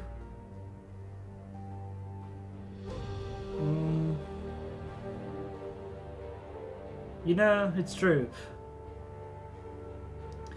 Yeah, no, and it's only an outfit down. I'll have to check that out. You know, it's true. When I got out of prison, I had nothing. I still have nothing. That's bleak. Seriously bleak. He shakes his head. We really went into different directions, Yang. You in jail and me Lone Star. Well, you got nothing back home, but this is about Raymond and for me. I need you to understand what happened to him and who's responsible. I need justice. What's your opinion on Kindly sharing? I'd say she got us right where she wants us, right under her thumb. What do you want to know about anything specific? Judging by the time, we'll probably just talk to Duncan and do the rest of the talking next stream. Because we're coming up to the time and my throat is hurting from talking for like 3 hours. Oh god. What do you think she wants from us? As long as her network keeps driving information about Raymond, I don't care, at least for now. We need to stay here. We need to have no other connections in Hong Kong. Without her, we're dead in water. You think we can trust her? A triad boss underground fixer? No, I don't think we can trust her, but as long as we all share the same goal, we should be okay. I wish I had your confidence. Look, it's simple. She provides jobs, we do jobs, she gets information about Raymond and a plastic-faced man, and we figure out where the hell is going on. We figure out what's going on, she doesn't end up in the trunk of the car at Bomber River. Everybody wins. What about the plastic-faced man? Creepy dude, for nothing new to me. Even well-dressed creepy corporate dudes. Between the gangers who we grew up with and the shit I've run into as a cop, I've seen all kinds. I just want to know who he is and who he works for. We should keep our eye on Strangler Bao. We should keep an eye on everybody, and that guy is definitely no exception. I've seen plenty of cold killers in the Barrens, and plenty more since I joined Lone Star. The guy's the real deal. I'm not sure if he knows what the word remorse even means. We should stay clear of him. I'll be careful. I can see that. Let's talk about something else. Okay, so, God, we can talk about our companions. Yeah, okay, let's do that. God. They seem competent considering how young they are, but then again, they sound like they've been taking care of themselves since they were pretty young. The 3 of us working together well in Ward C. Based on that, I'd bet how 4 of us would work together to make a solid crew. Do you trust them? As far as I trust a runner, yeah. It's like Raymond says, trust and verify. You have to give me a reason not to trust them, so until they do, I will believe what they say and keep my eyes open. How can I get that dream that I had out of my head? You said you had one too, right? Yeah, you sound like you had a nasty one. I don't remember much about mine. I was pretty creeped out about the run in Ward C. Between that and the dream, drama, I'd be surprised if I didn't have a nightmare. Was Ward C in your dream? Of course Ward C was in my dream. It was a nightmare, wasn't it? He gives a lopsided grin. Was it in your dream too? Sure looked like it. Well, I'm not surprised. Ward C is more than just another slum in the sprawl. Hell, it is a sprawl. Of course we dreamed about it. The feeling I had while staying with me, it felt like thick and heavy. I got overwhelming feeling of, I don't know, wretchedness, I guess. What do you remember about yours? Just a little snatches of things. He puts a hand on his hip and concentrates. Ward C was breathing, and it had teeth everywhere, and there was a tunnel that was so bright that I had to shut my eyes, and Raymond was there. He was either kneeling or laying down. I don't remember which one, but he was crying. That was waking me up, the sound of my father crying. Did it feel any different from any other nightmare you had? He shakes his head. He takes his time and thinks about it a bit before he responds. You know how something you'll be mad at a friend in a dream when you wake up and still mad at him? Then you treat him like what he did was wrong when you see him? It feels like that to me. Like a dream I was swimming towards a bright light that when I woke up, I was still out of breath at it. Let's talk about something else. And we got funny. What did you think of our last run? I don't know, Yang. I've had enough of the goals for one lifetime. The Barons were full of them. Remember the 162s? Did Vtuber as the Lantern family that we lived in the old town centre? Remember how we found them? It's kind of hard not to forget. Tooth marks in the bones and all. His face goes white as a sheet. Yeah, made my stomach turn. Nobody deserves going out like that. I don't know, Yang. I don't know how I get comfortable with having a ghoul on our crew. Made sense to keep those elders alive, by the way. Good call. We don't know anyone in this country. Seems wise to get out to try and get some allies. Anyway, enough talk about it. Need anything else? Let's talk later. Oh, later's good. I want to do some cardio, work off some steam. Then it's rag time for me. You should go do the same, Yang. A couple hundred push-ups would be good for you.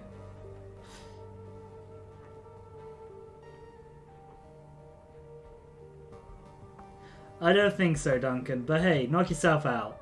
He shrugs, you're lost, talk to you later. Okay, so we're gonna go upstairs and then say pick him and jump off. Because we got the two other people to talk to here. We're probably gonna stand next to Isabel, so no, not Isabel. She's not in this game, Gobbet. Yeah. But that will be the end of the stream today. Next time we'll finish talking to everyone and start another run. Until then, I hope you guys have a lovely day. Thank you for my Canny for following the stream, and until next time, I'll see you guys on next Thursday for another Shadowrun stream, Sunday for Altair Horizon, and Tuesday for Devil May Cry. I think that's the first time I've ever said all the days correctly in a row. Until those days, I'll see you guys next time. Goodbye.